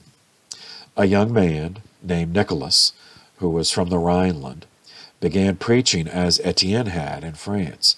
He pointed to Etienne as an inspiration, declaring German youth can do anything that the French can. In July of 1212, 20,000 began marching south to Italy. Now this presented them with the obstacle of the Alps. Well over half of them couldn't face it, just the thought of crossing the Alps, and so they turned back. Those who did cross became separated into multiple groups because there are a number of passes to get across the Alps. One group came down on the eastern side of Italy and went down to the March of Ancona. The other came down on the western side and made it to Genoa. Now, there was no surviving priest with the group to tell what happened, but many did take ship, and they were never heard from again. So it's likely that they met a similar fate to the French version, but in any case, they certainly never made it to the Holy Land to wage war. This Children's Crusade shook the conscience of Europe. Surprisingly, that still existed, in a way that few things had. And this is what enabled the summoning of another real crusade, which we'll get to. Before we do, we're facing so many challenges in his pontificate, from theology to politics. Pope Innocent spent years planning another church council. Now, before turning to that, there are 2 more issues that we have to allude to. one connected to the feudalism problem, the other connected to the revival of Gnosticism. The first is the problem of collation of benefices. So, connected to the problem of the church integration into feudalism was the practice of assigning multiple benefices to the same person. So a benefice was a source of income. Now, usually it was a fief, meaning a piece of land that would be worked by peasants, and whoever had the benefice would get the profit from that. But it could also be other things. It could be the revenue from a bridge, tolls on a bridge, could be revenue from a port, could be a mine, it could be a lake that had fish, there'd be revenue from that. But anyway, it was a source of revenue that was usually land. And because of the feudalism problem, this collation about that more than was needed to support a cleric would be given to a person who was from an important family, or would be purchased by that family for that person. Assuming that the longevity of use would more than compensate for that. The problem would come is if the benefice was one that was, as they said in the Latin, the cura animorum, one that had care of souls. So if it was a fief, and there was say an agricultural endeavor or raising herds of animals that was worked by peasants. Those peasants lived in a village, and that village would have a church. And so if the benefice was the priest, would get revenue from that, but the benefice has care of souls, so he's supposed to live there and actually care for the souls, provide for the sacramental life of the people in return for that support. Well, because of the feudalism problem, if some guy is the son of a duke or a count and he gets 5 or 6 of these benefices, obviously physically he can't live in all of them, and he just collects the revenue from all of them, and he might be living in his father's palace, or living somewhere else, or just traveling, and not caring for the souls, not providing sacramental life. But because this is not a free society, the peasants still have to work, and they still have to provide the income to this guy, even though he's not doing his share. They have to do their share. They have to pull up the wheat and do the crops and take care of the animals, but he's not doing his share by providing the sacramental services that he's supposed to. All right, so that's one of the second, and this is related to the revival, the dualism revival, and this is sacramental confusion. So we talked about this in every course. So just to refresh your memories, one of the foundational problems of dualism is that if one accepts it, then it is impossible to have a correct sacramental theology, because our sacramental theology is built on our Christology, and dualism renders it impossible to have a correct Christology. Jesus was both God and man. A dualist cannot accept that. So all the versions of dualism we covered from the very first in the Patristic course, they all either reject the humanity of Christ or the divinity of Christ. So the Monophysites reject the humanity of Christ, the Nestorians reject the divinity of Christ, and they each have replicants all along the way. They have to reject one or the other. They can't accept both. And if you can't accept that, then the sacraments are instituted by Christ. So it's impossible to correctly understand the sacraments, because each sacrament has a material element, but there's also the form, the prayers, which invoke the Spirit. So the act in the moment in time is a conduit of grace from the supernatural order to the natural, from the spirit to the material. If you're a dualist, that does not compute. Then you can't accept that. So then you have either one side or the other, because the dualists are extreme. On one side, then the sacrament is just magic. It's just like a magical act, a magical spell. On the other side, it's just a community ritual. You know, it's just something that it means nothing. It's not nothing, but it's just a community. It's just a ritual, like a social function. But if you're a dualist, you can't accept both. So, for example, the Mass. You know, the bread and wine become the body and blood. I mean, that's a miracle. So these are material objects, the bread and wine. Well, a dualist cannot possibly accept that becomes the body and blood of Christ. All right. So, okay. And even because these movements, there were so many versions of the dualist revival in the medieval period, and because, you know, because of the feudalism problem, you know, many clergy were not at their post. Even the most faithful, the most sincere Catholics just didn't know what to believe about the nature of grace. How was it communicated? Through sacramental rituals? Or was it communicated at all through sacramental rituals? And that's another reason why Pope Innocent knew it was essential to have another church council. And this is why that council, the Fourth Lateran Council, gave such extensive treatment to the sacraments. Later, Protestants would point to these long dissertations on the sacraments to say that the sacramental system was invented in the Middle Ages. You see, the Fourth Lateran Council just invented it. And many believe that because nobody studies history. It's only with the context of understanding the many anti-clerical, anti-sacramental heresies of the previous century to understand why the council had such detailed expositions of the sacraments. They were not inventing the sacramental system in 1215. They were re-explaining sacramental teaching in order to dispel errors and provide guidance for those whose faith was sincere but whose minds were confused. Okay, so with that background, we get to the council. This is the 12th Ecumenical Council, the 4th to be held at the Lateran, which is the cathedral of the Pope in his capacity as Bishop of Rome. So this is Lateran IV. It met in November of the year 1215.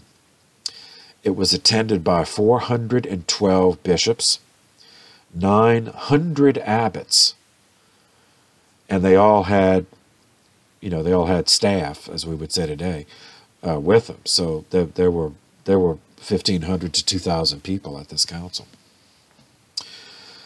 It produced 70 canons. That we won't go through all of them, but some are essential that we have to mention. Canon 1. The Creed was read into the record, followed by clarification regarding the Eucharist and baptism because of the Cathar errors, because of the dualist errors. So I'll read an excerpt. Quote, "There is one universal church of the faithful, outside of which there is absolutely no salvation, in which there is the same priest and sacrifice, Jesus Christ, whose body and blood are truly contained in the sacrament of the altar, under the forms of bread and wine, the bread being changed by divine power into the body, the wine into the blood, so that to realize the mystery of unity, we may receive of him what he has received of us." Okay, I mention that because that phrase, the bread being changed, the Latin word they use is translated into English as transubstantiation. So that's the use of that word to explain. Now, right after, to clarify, that it's not magic, it said the bread being changed, transubstantiation, by divine power. So it's a miracle. In other words, no one is claiming that the priest is doing a spell in doing that the priest has a role to offer the prayer.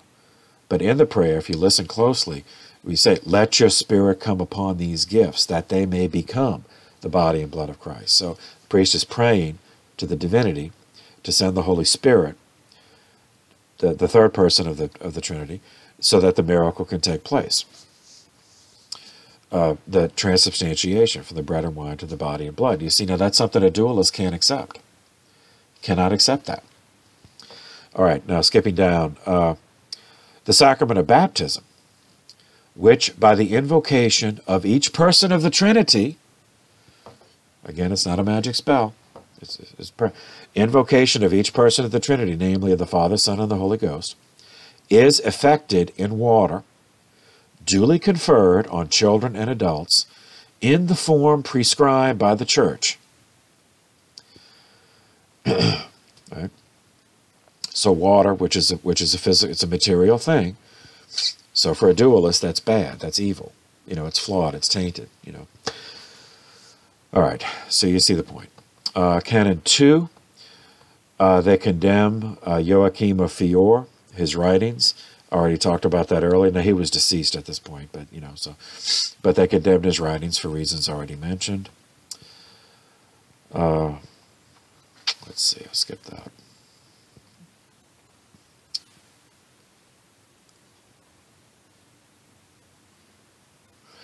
Canon 10. This is one approach, not an ideal, but it's a recognition of the feudalism problem, that some guys became bishops who were just not theologically equipped or personally equipped to preach. You know, they did it, you got it just because they're aristocrats. Yet the duty remained. So Canon 10, bishops who were unable to preach the Word of God are nevertheless obliged to provide suitable people to do it for them if they can't. So the duty must still be fulfilled. The ministry must still be fulfilled. Canon 11, another dealing with this. In every cathedral church, meaning every diocese, a magister, a master, a teacher, is to be appointed to instruct gratis, meaning for free, the clerics and poor students. The metropolitan church, which is the cathedral, ought to have a theologian to teach the clergy whatever pertains to the cura animorum, to the care of souls. So teaching them correct sacramental theology and teaching them the correct rituals. Okay, let's skip that.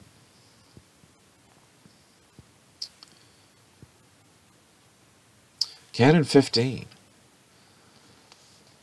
Clerics who, after being warned, do not abstain from drunkenness, shall be suspended from their office and benefice, meaning cutting off their income. Canon 16.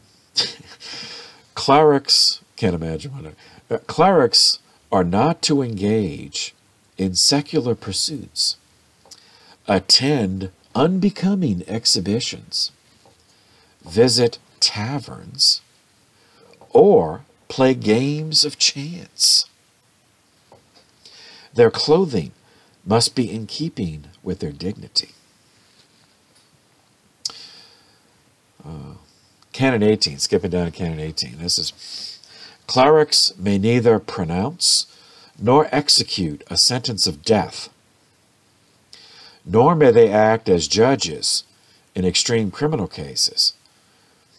All right, so again, we covered in the last year, going way back to Isidore of Seville, that because of their education, that clergy often were used as judges in the medieval, because again, the idea of separation of church and state, that's a much later development. Just because of their education, they were used, but but then that would involve them. Now, when Isidore, but we saw back part of the deal he worked out at the Council of Toledo, is that if it was a capital case, that the secular lord who wanted the cleric as judge either had to agree beforehand that a death sentence would not be one of the options, or just not have a cleric. I mean, to just have a lay judge. But in the 7th century, when Isidore lived, there just were not that many lay people, who were qualified to do it. So the problem has continued, and obviously, otherwise the Lateran IV would not have addressed it. Canon 20, in all churches, the Eucharist and the Chrism must be kept under lock and key. Those who neglect to do this are to be suspended. So the Eucharist, this is the tabernacle for the Eucharist, and the Chrism, that's the holy oils. It's one of the three, the holy oils. That's the ambry, the place where it's supposed to be kept locked is the ambry. Although many parishes do, you just keep it in the safe until you need it. Canon 21, this is still with us. Everyone who has attained the age of reason is bound to confess his sins at least once a year, and to receive the Eucharist at least at the Easter season, at least at Easter. A priest who reveals a sin confided to him in confession is to be deposed, meaning removed from priesthood, and relegated to a monastery for the remainder of his life.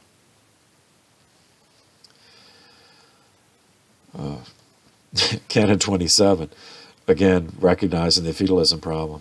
Incompetent persons must not be promoted to the priesthood or given direction of souls. Canon 29, again, feudalism problem. Anyone having a benefice with cura animorum, with care of souls, if he accepts another, shall lose the first. And if he attempts to retain it, shall lose the other also. After the reception of the second benefice, the first may be freely conferred on another. If he to whom that collation belongs should delay beyond 6 months, then it shall devolve on another, and the first shall indemnify the church for the losses incurred during the vacancy. So it's a complicated way of attempting to prohibit the combinate more than one benefice with care of souls. Canon 31. Illegitimate sons of canons may not be appointed heirs to their fathers. Such appointments are invalid. Okay, I'll skip that. Yeah. Canon 50 prohibits marriage. Well, we covered. It's repeating the prohibition against marriage in the 2nd and 3rd degrees, and 4th degree consanguinity. Let's see.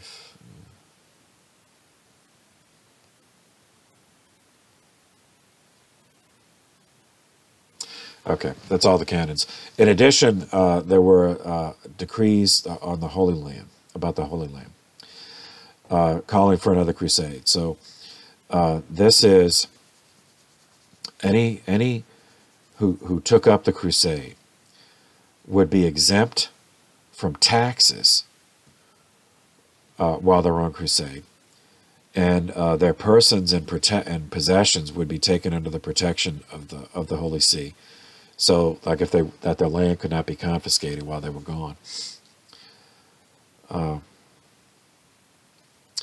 that is until their return, or in the case of their death, if their death is certified, they and their property, until that time, they and their property would be protected. Okay, moving on. Another problem that Pope Innocent had, which connects with what we covered previously, pertains to the Holy Roman Empire. These are church-state disputes, which occupied much of our attention in the medieval course, and now we're moving into the early modern period, the modern period, and the church-state disputes are going to continue. we covered in the last course, the Holy Roman Emperor Frederick I, who was nicknamed Barbarossa, the Red Beard. He managed a dynastic coup when he secured the marriage of his son, the future Heinrich VI, to a Norman princess, Constance.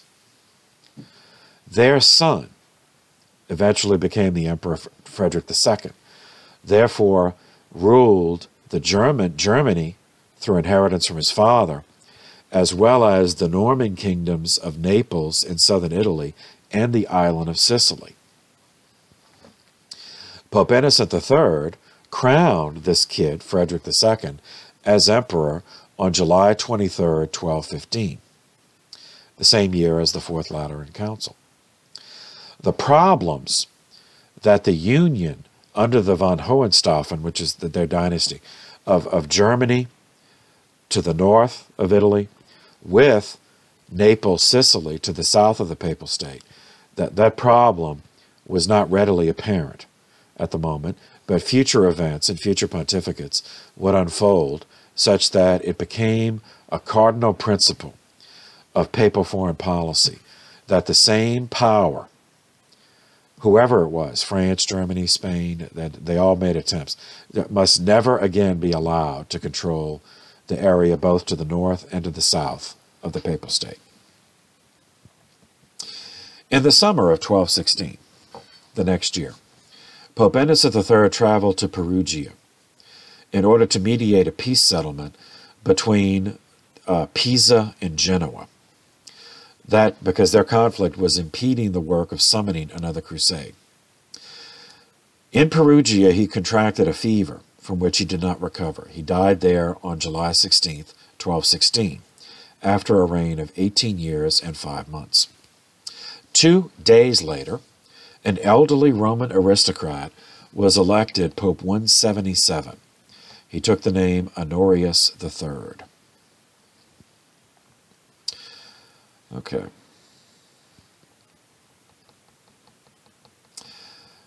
Born and baptized Cenzio Savelli. So Cenzio, son of Imerico of the house Savelli. He was born in Rome in 1250. As a younger son, he was sent into the church. By all accounts, he embraced the ecclesiastical life. He proved to be a quiet and efficient administrator. In 1193, he was appointed one of the cardinal deacons, entrusted with charitable distribution based at Santa Lucia Church, and the following year, 1194, he was given the concurrent curial position of Vice-Chancellor of the Holy See. So pastoral duty and administrative duty.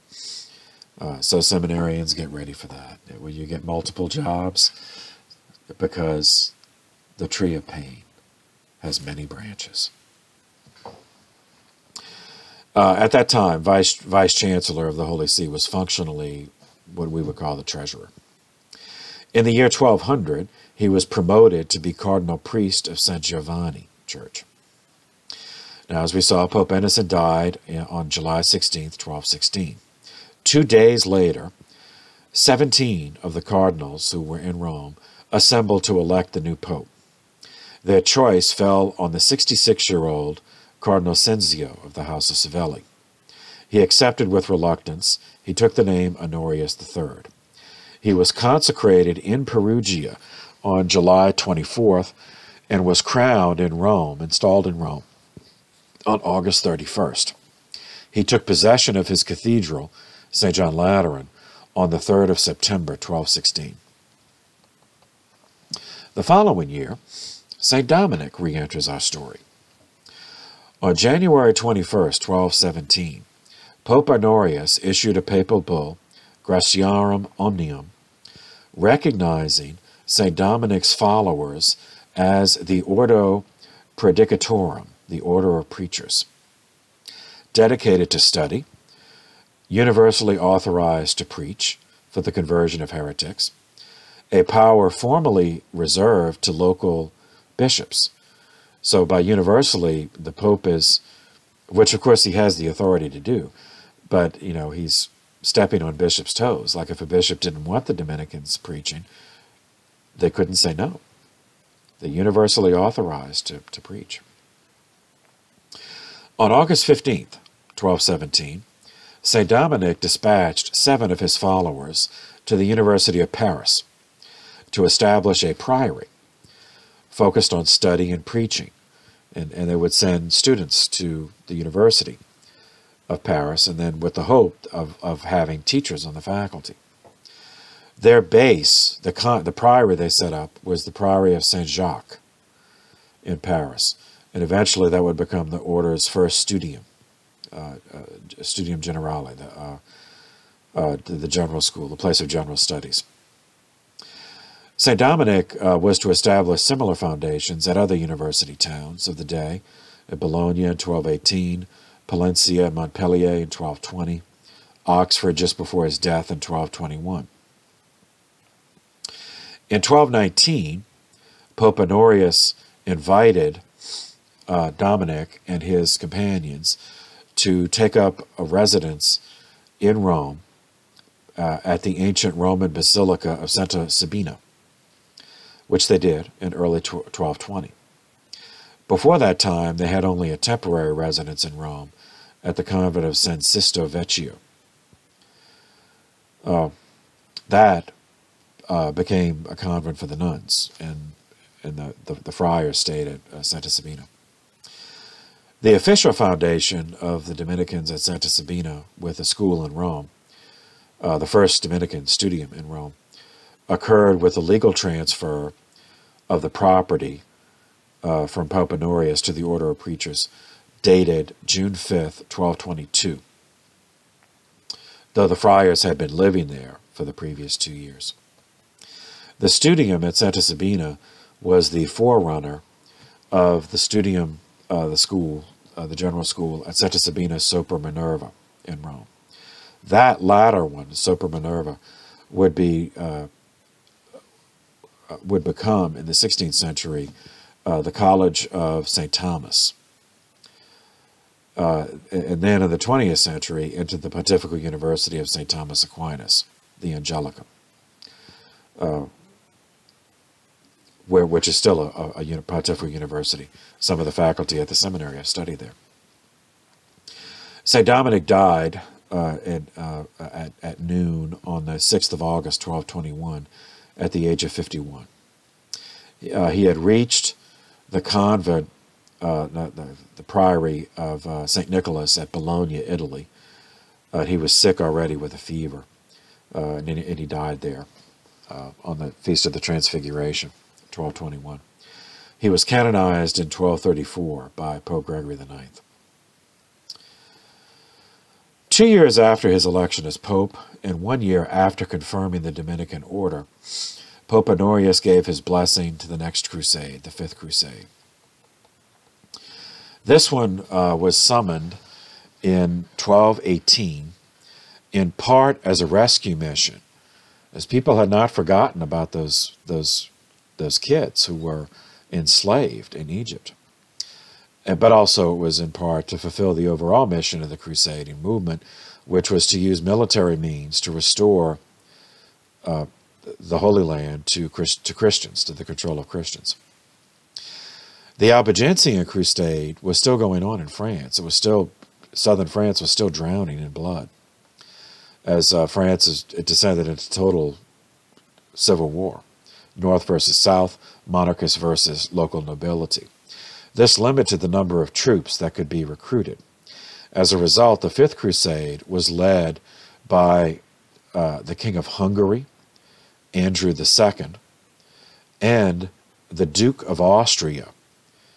Later, Austria became a kingdom, but at this point it wasn't. It was still a duchy. Leopold VI von Babenberg. The crusade departed in 1218 with 20,000 men. Their objective was Egypt, because that's where the priest who escaped, that's where he escaped from. He said there are at least 1,000 of those kids there enslaved. Of course, by this point, they're not children anymore. This is, six years later. Well, I guess he's still, but anyway, that's plausibly still alive. At this point, the perennial sin that has plagued so much of church history, jealousy, envy, greed, pride, ambition, emerged to ensure the failure of this crusade. Leopold and Andrew brought with them Teutonic Knights. So we started this lecture with, which is a military religious order consisting entirely of Germans and Eastern Europeans. Whereas the other military orders we covered that we introduced in the medieval course, the Templars and the Hospitallers, interpreted the Teutonic Knights as trespassing on their territory, because the Templars and Hospitallers consisted mainly of French, Belgium, English, some Italian. So they refused, the Templars and Hospitallers refused to provide any troops or any support for the Fifth Crusade because the German Teutonic Knights were on that crusade. This crusade managed to take the port city of Damietta, which is in the delta of Egypt, and they started marching up the Nile with the objective of the Muslim capital of Cairo. Now, on the way, there was an unexpected rise in the height of the Nile River. Well, it was not unexpected to locals, but since these guys were not from Egypt, it was unexpected to them. And that trapped them between the river and a newly flooded wadi. The Muslims capitalized on this to muster troops. The Sultan, Al-Kamil, did not want to lose this advantage. Now, he knew the flood wouldn't last, but while it did last, he had an advantage because the Crusaders didn't know how long it would last. They didn't know if it would be permanent or not. And he certainly did not want to face this army in the field once the flood subsided. So he sent messengers to the Crusaders. He offered them safe conduct if they evacuated Egypt, if they left and they returned Damietta and they left Egypt. He said, I don't care if you go to the Holy Land, just leave Egypt. The leaders agreed to leave. The Christian slaves were not rescued. No Christian slaves were rescued. And the location of the children slaves, they were not even located. The balance of power in the Holy Land was completely unaffected. The only hope this had ever had of succeeding was lost when the other military orders failed to help. And the Latin nobility who was still in the Holy Land followed their lead. So nothing happened. During this Fifth Crusade, before it ended, in 1219, St. Francis re-enters our story. He, along with another friar, went to Egypt with the crusade. Not to fight, of course, but ultimately to get to the Holy Land. That was the hope. And so they were there during the siege of Damietta, and before it was captured, they went to the Muslim camp. They were unarmed. They went to the Muslim camp, and according to the story, the Sultan Al-Kamil received them. He talked to them. And he listened to them, again, the story is politely, and then allowed them to return to the Crusader camp unharmed. There are many other stories about it, but that's all that happened. By this time, by the time Francis got back home, the order of Friars Minor, the Franciscans, had grown. It had divided into provinces. They had Franciscans in France, Germany, Hungary, Spain. The Pope appointed a cardinal protector for them to help organize, since it was international now.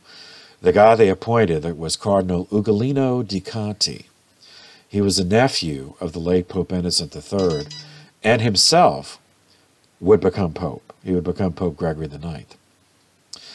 Francis then prepared a more detailed rule.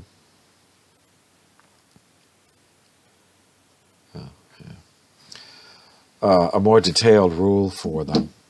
Now that they were larger, they had more numbers. Now this is called the either the regula prima, the first rule, or the regula non bullata, the regula without bull. So it's confusing because the primitive rule was actually first, but this is called the first rule because this was intentionally written as a rule, and but it was not given papal approval. It was not rejected. It just didn't make it that far. But it's there as another, another step on the journey. On September 29th, 1220, Francis handed over governance of the order to Brother Peter Catani at the Portunculum. But Brother Peter died only 5 months later, on March 10th, 1221. 2 years later, Francis modified the regula prima, creating the second rule, or also called the rule with bull, the regula cum bullata, because that one was approved by Pope. It was approved by Pope Honorius III on November 29th, 1223. So this became the official rule of the order. It called on the friars to, quote, observe the holy gospel of our Lord Jesus Christ, living in obedience without anything of our own and in chastity. It then went on to set regulations for discipline, preaching, entry into the order. Once the rule was endorsed by the Pope, then Francis increasingly withdrew from external affairs. During a period of prayer on Mount Verna, this was during a 40-day fast he had undertaken in preparation for the feast of the Archangel Michael. Francis is said to have had a vision on the exaltation of the cross. So if it was at night, either the 13th or the 14th of September, 1224. As a result of which he received the stigmata. Brother Leo, who was with Francis at the time, left an account of the event. This is the first definitive account of the phenomena of the stigmata.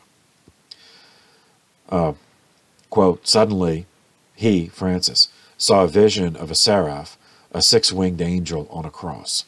This angel gave him the gift of the 5 wounds of Christ. Unquote. Francis was brought back to his hut next to the Portuncula, there, in the place where the Franciscan movement began, and feeling that the end of his life was approaching, he spent his last days having spiritual conversations, asking to hear from the readings from the Bible. He died on the evening of Saturday, October 3rd, 1226, while listening to Psalm 141.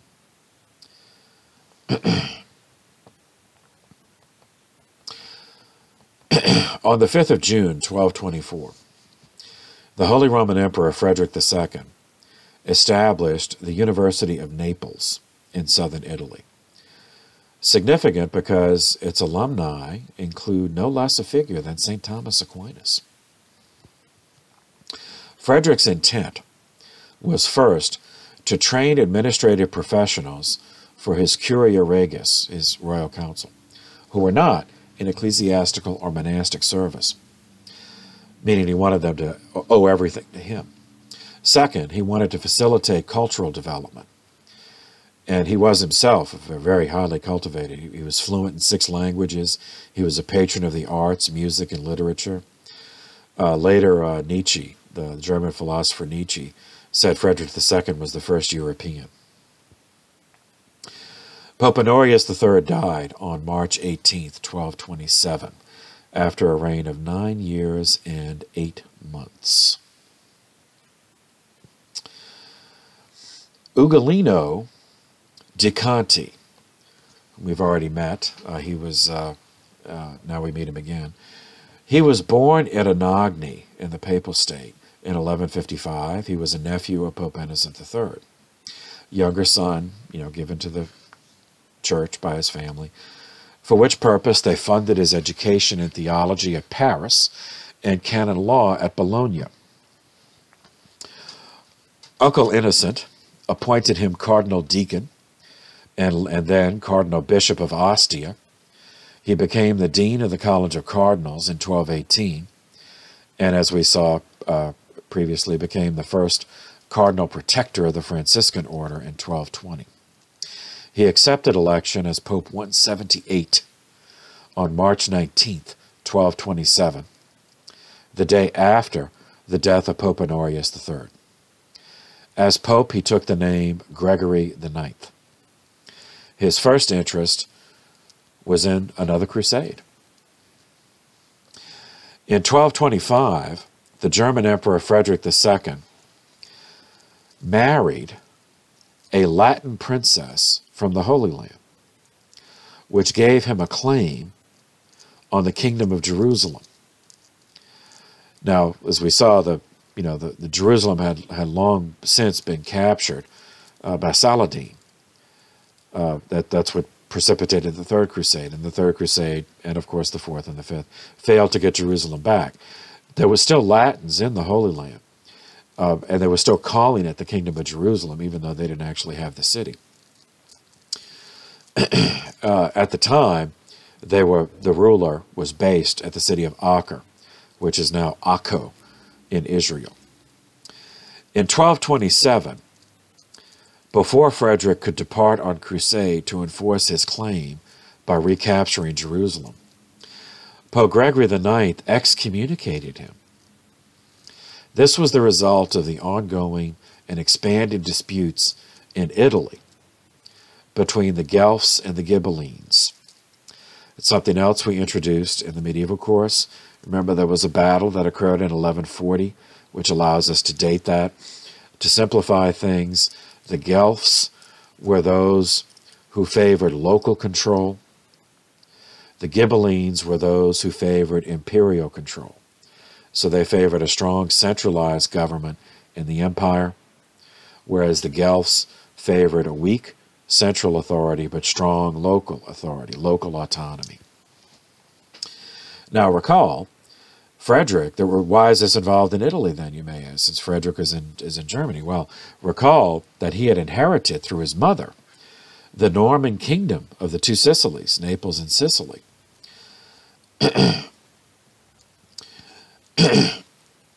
So he was involved in Italy, and so the Guelph and Ghibelline dispute appeared there. Frederick II had also inherited his grandfather, Frederick I's political ideology and his dreams of restoring the ancient Roman Empire under the control of their family, the von Hohenstaufen dynasty.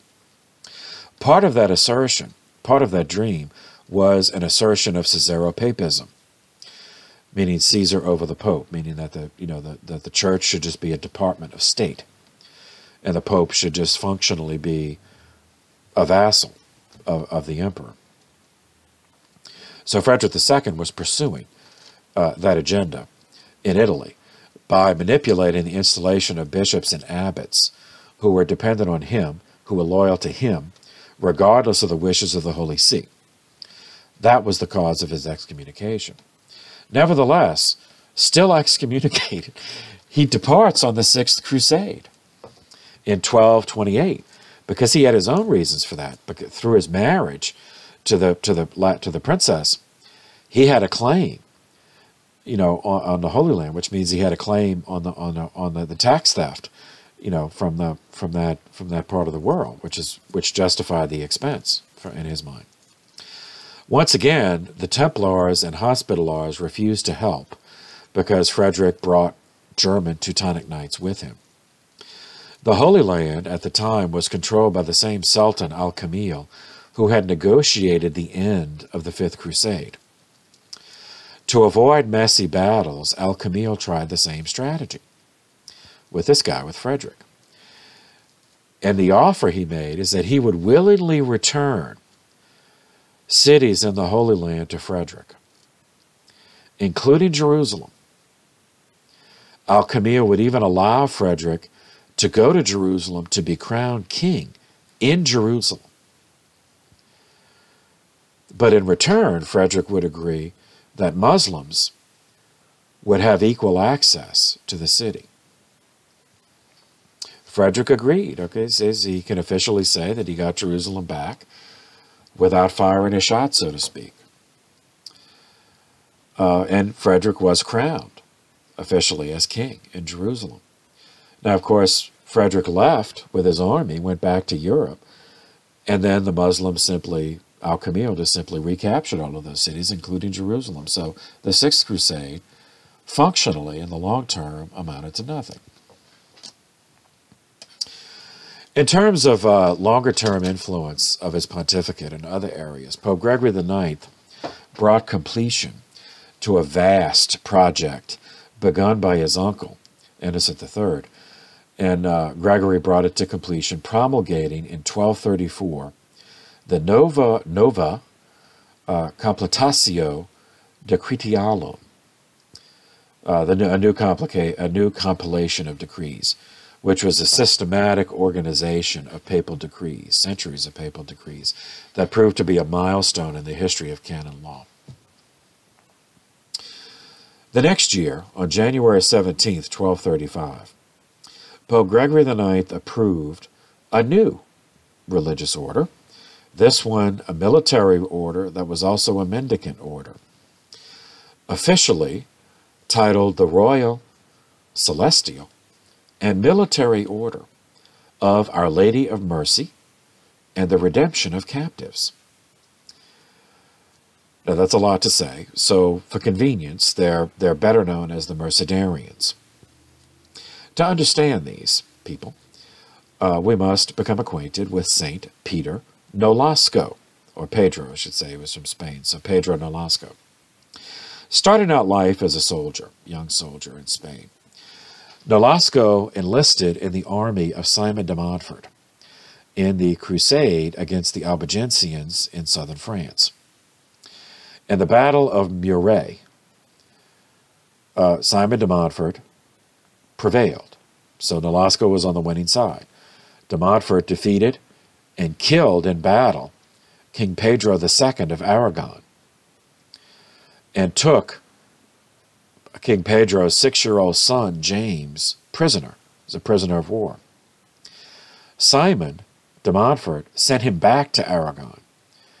Now, he was a kid, so, he had to have, protection along the way. Simon de Montfort assigned Nolasco, who was then 25 years old, to officially be the tutor of James, of the young prince, but to be like his guide and protector to make sure that he got back.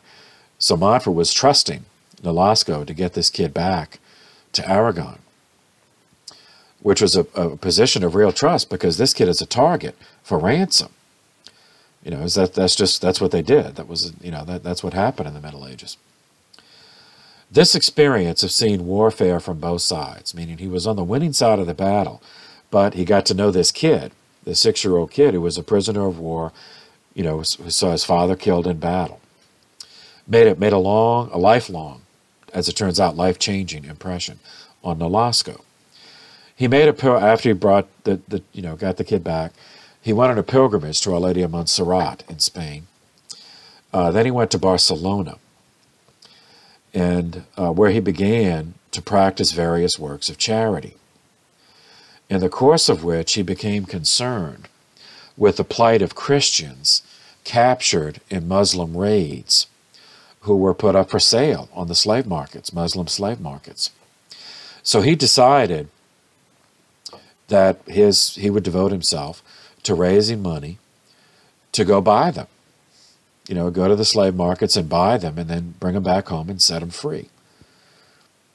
When the boy, James, the young Prince James, grew up, he became king. He was a strong supporter of Nolasco, as he remembered his childhood protector.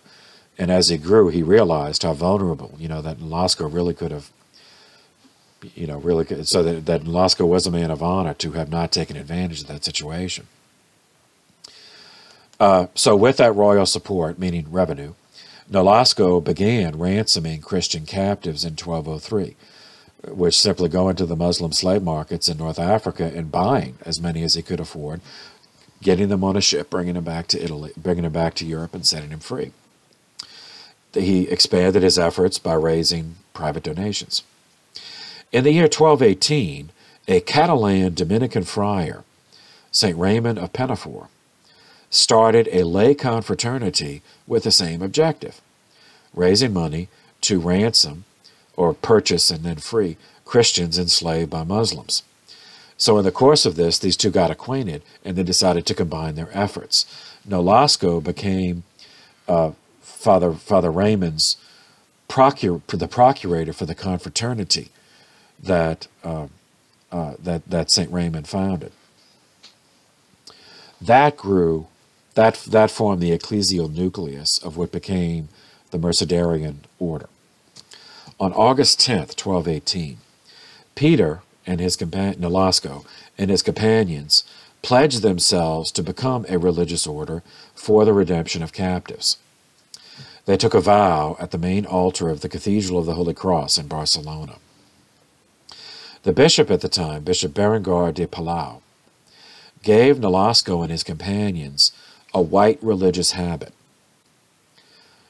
which they would wear, and that's in recognition, partially, of the early guidance they received from a Dominican, St. Raymond, who the Dominicans also wore a white habit. The bishop placed them under the rule of St. Augustine, and in imitation of which the Dominicans also followed.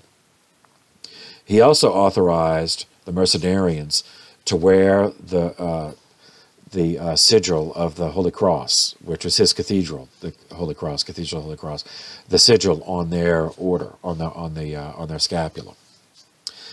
After that official endorsement and support, Nolasco and the first Mercedarians made their religious profession before the bishop. Their headquarters was a monastery or priory of St. Eulalia in Barcelona that served as the first Mercedarian priory and as a house of welcome for redeemed captives. So now they had a place to bring them. You know, they didn't just, say go to Tangier, to the slave market, buy 100 Christians, slaves, bring them back to Cadiz, say, okay, you're free, have a nice life. Now they had a base. Now they had a sort of a halfway house where they could say, okay, where exactly are you from? Just because you might not be from Spain, you might be from Italy, you might be from France. So where are you from? How did they get them home? So to really not only free them, but to help them get back their life. According to records, the Mercedarians, just during Nolasco's lifetime, freed 70,000 during Nolasco's lifetime. 70,000 Christian slaves freed. Pope Gregory IX died on the 22nd of August, 1241, after a reign of 3 years and 7 months. He was followed as Pope 179 by Pope Celestine IV, who died after a reign of 16 days. This was followed by an 18-month, a year and a half, sede vacante, meaning a vacant where there was no pope, because the College of Cardinals could not agree on a candidate.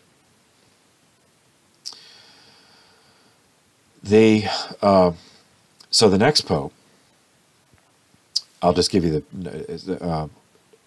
would be Pope 180, Innocent IV. Baptized, or born Sinibaldo, the son of Ugo and Beatriza of the house of Fieschi, Italian.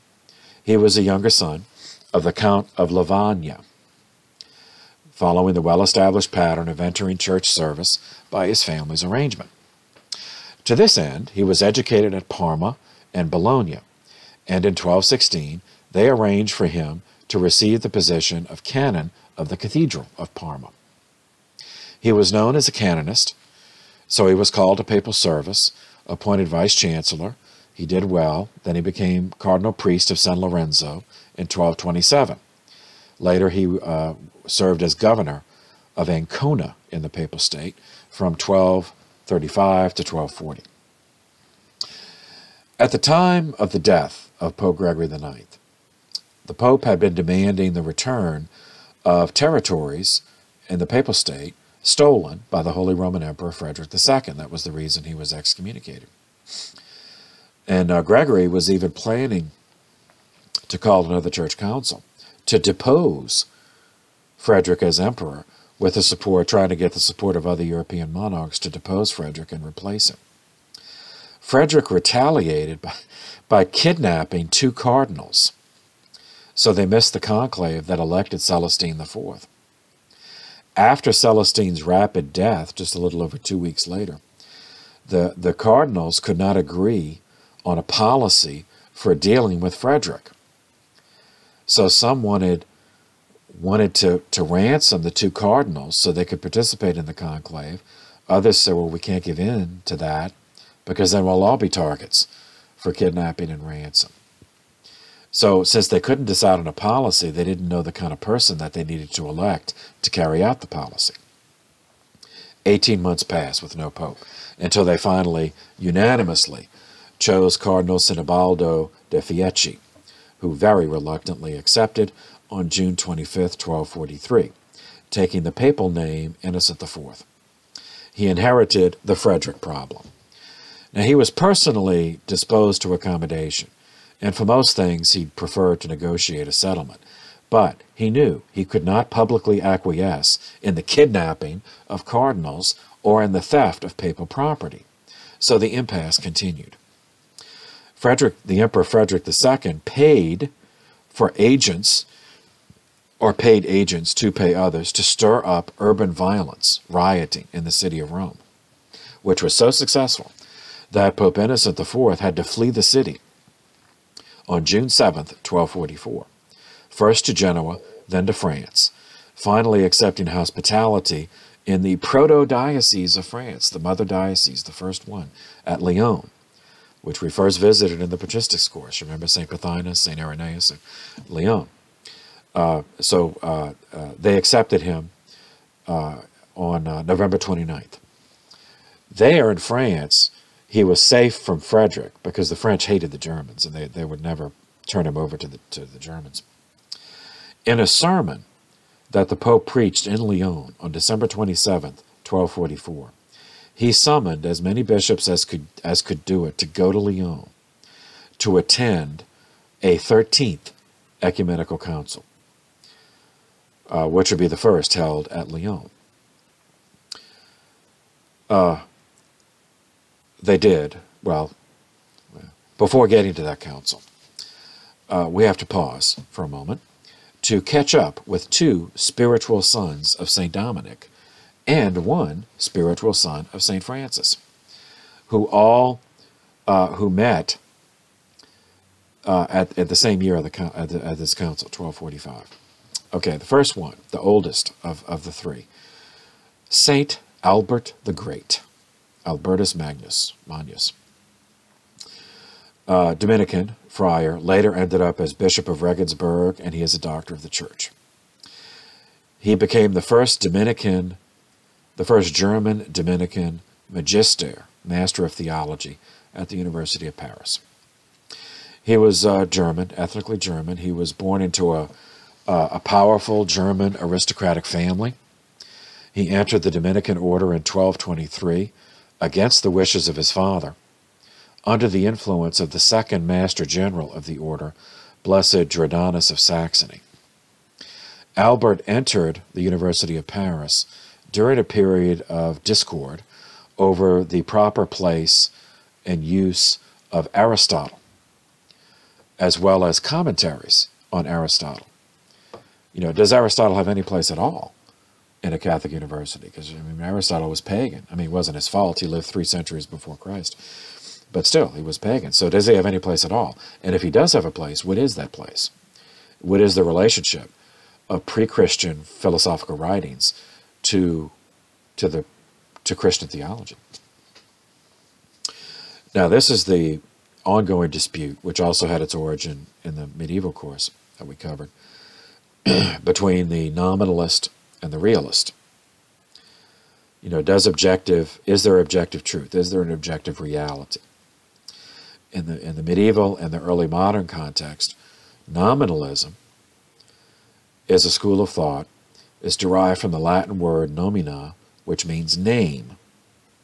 So the nominalists believe either there is no objective reality, like there is no objective good, true, and beautiful, or if there is, we are not equipped to know it, so it doesn't matter. All we can know, all we can do is assign names to these concepts. So we can assign a name to the good, the true, and the beautiful, to right and wrong, to virtue and vice, to grace. You know, but we cannot know what is objectively real and true. Whereas the other side, the other school of thought, are the realist. And the realist believe that, yes, there really is, that there is an objective right and wrong. There is truly a metaphysics, that Catholic thought must start from the top down. We start from the divinity and what the divinity has revealed, you know, and then reason our way down to our earthly life. Albert, in the course of this debate, was the first Western scholar of the medieval scholastic period to present a systematic synthesis, not only to defend Aristotle, to say, yes, that Aristotle and pre-Christian philosophical writings can have a place. Not only to defend that, but also to synthesize Aristotle's thought, writings in multiple fields, and demonstrate that they could be compatible with revealed faith. The effort took him 20 years. It was his lifetime project. The definitive critical edition, which was completed in Cologne, fills 50, not 15, 50 volumes.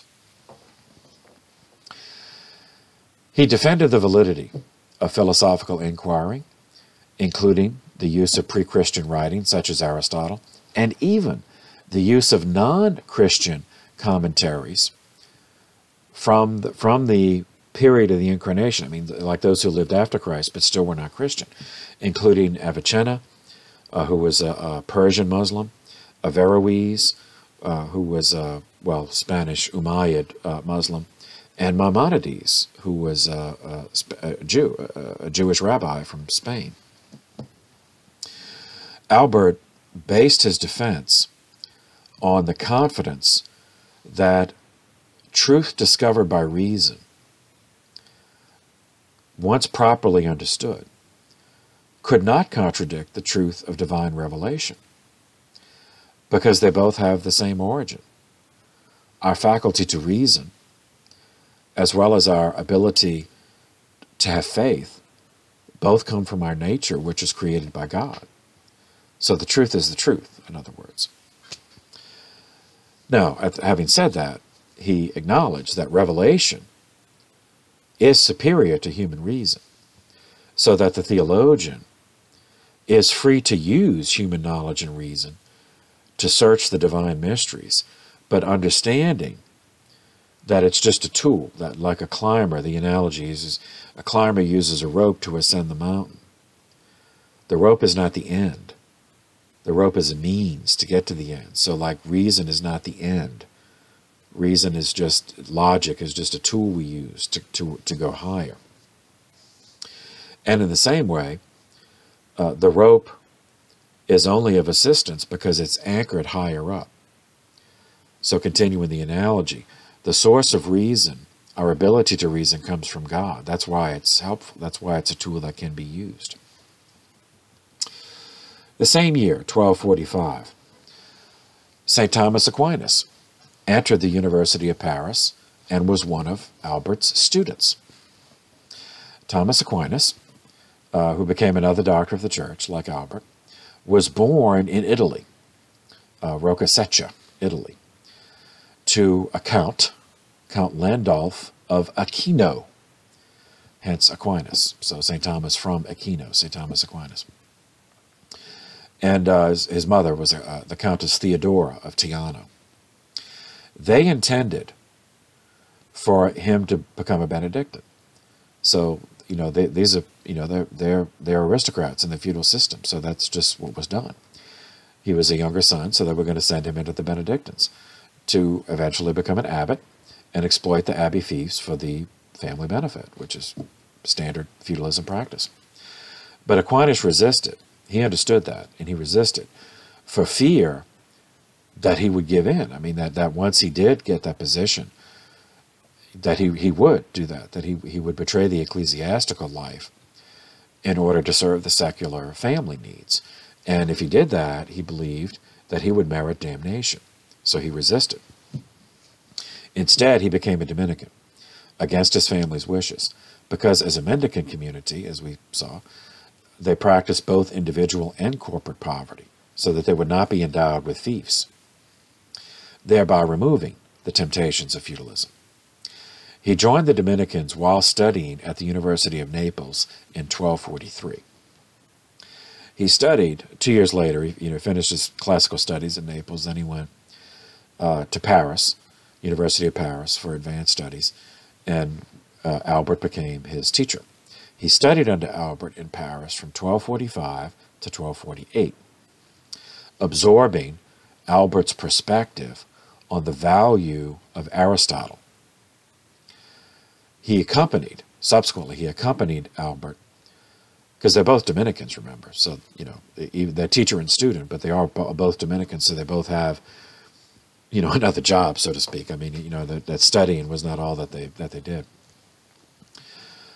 So he accompanied Albert to Cologne in the Rhineland, and there Thomas Aquinas was ordained a priest, and then sent back to Paris to teach and to work on his doctorate. At that time, he became friends with a fellow student who was a spiritual son of St. Francis, a Franciscan, St. Bonaventure, who found himself in similar circumstances. So now we meet him. St. Bonaventure was born Giovanni di Fidanza at Lazio, which is not far from Viterbo, in central Italy. Was then part of the Papal State. His parents, his father's name was Giovanni, his mother's name was Maria. Evidently, he had a near-death experience as a child, and he was saved by the prayers of St. Francis. He entered the Franciscan, the orders of Friar he entered the Franciscans in 1243. Studied at the University of Paris under Alexander of Hales, who was English. Alexander of Hales was the first Franciscan magister, the first master, Franciscan master to teach at the University of Paris. In 1254, Bonaventure gave what was regarded as a stunning series of commentaries on the 4 books of sentences of Peter Lombard, for which Bonaventure was awarded the degree Magister, the master.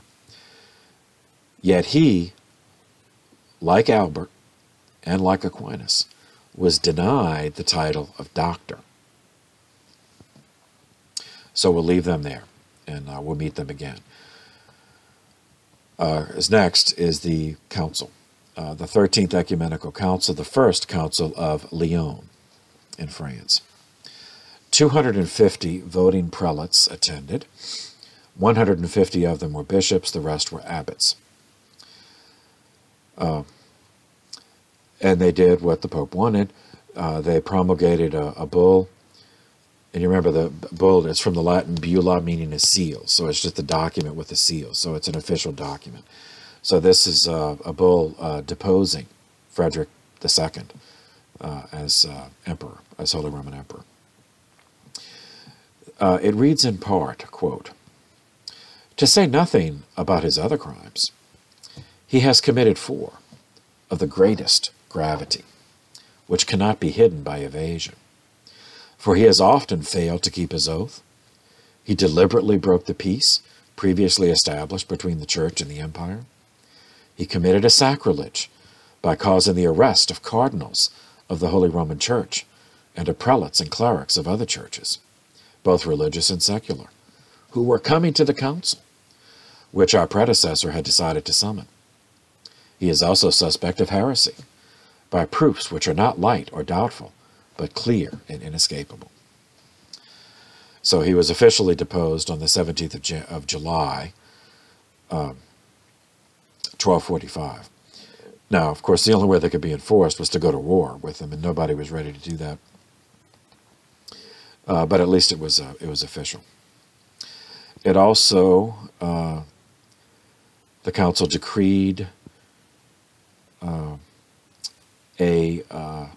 tax of a 20th of a 20% tax for 3 years on all Catholic lands to fund another crusade. Then the council closed. 3 years later, the crusade happened. The Seventh Crusade was launched by the King of France, Saint Louis IX. And for those of you who are, parishioners who are watching this, because I'm uploading this to YouTube, yes, that is the patron saint of this parish, St. Louis, King of France, St. Louis, King of France. So far, the only King of France to be canonized. This crusade was precipitated by a disastrous defeat suffered by the Christian army in Outremer, in the Holy Land, specifically in Gaza, the Gaza Strip, the southwest of the Holy Land. That defeat left them perilously weak if the Muslims were to decide to launch a major offensive. So Louis led an army to the rescue. For reasons that are not entirely clear, but which might have a plausible explanation, Louis decided to attack Egypt. Now, since the Christians had the city of Acre, which is a port, one would think that the more direct route would be to just land there at a friendly port and then march south to Jerusalem. Instead, Louis attacked Egypt, which is not even in the Holy Land, but is to the southwest. So if he secured Egypt, at least the coast, then he could march east and enter the Holy Land through the Gaza Strip, which is where that defeat had occurred. So I guess that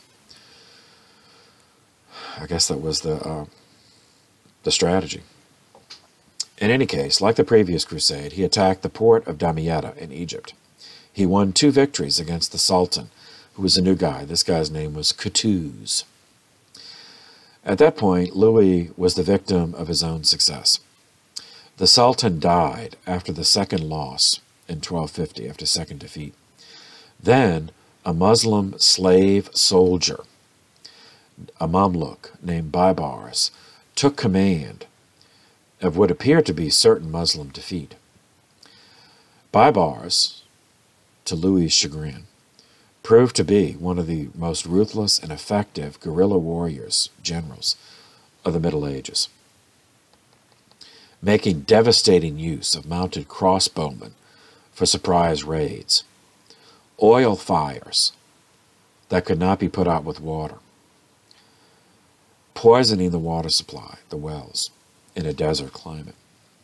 Baibars reduced the once victorious Christian army to a hollow shell. Rather than see his entire army massacred, St. Louis surrendered himself into captivity, and in exchange for the promise of Baibars that the army would be allowed to go home, and that Louis himself would stay a prisoner until they brought back a ransom. But Louis did not realize who he was dealing with, because an oath meant nothing to Baibars. So once he had Louis in custody, he had the surviving crusaders slaughtered. And he sent messages back to France, demanding a ransom, astronomical ransom of 1 million gold pieces. Not $1 million of paper money, 1 million gold coins. I mean, even at any time and place, that's a staggering sum of money. Louis' most loyal knight, a guy who also wrote his biography, Jean de Janvier, was a son of the Count of Champagne, and later himself became Count when his father died. Janvier went to the Knights Templar and requested a loan for the amount of the ransom, and they refused. So de Janvier led a surprise attack on the Templar Bank, something never before done by a Christian. And it's an indication of how rich they were, that they had the money. Janvier did get the money to ransom his king. So Louis survived. He returned home to France, humiliated, disgraced. Janvier never returned to the Holy Land, but as we'll see, Louis did. Pope Innocent IV died on December 7th, 1254, after a reign of 11 years and 6 months. He was followed as Pope 181 by Pope Alexander IV. Now, at that point, actually, I'll stop here. Yeah, I'll stop here. And we'll pick up with him. We'll pick up with Pope Alexander IV, Pope 181 next time. So for now, so seminarians, any questions, feel free to email me. Anyone else watching this, parishioners, friends, or anyone out there in the internet. Parishioners, of course, you can email me at my parish address if you have questions. Anyone else, feel free to leave a comment below the video. So for now, thank you for your attention. This session is adjourned.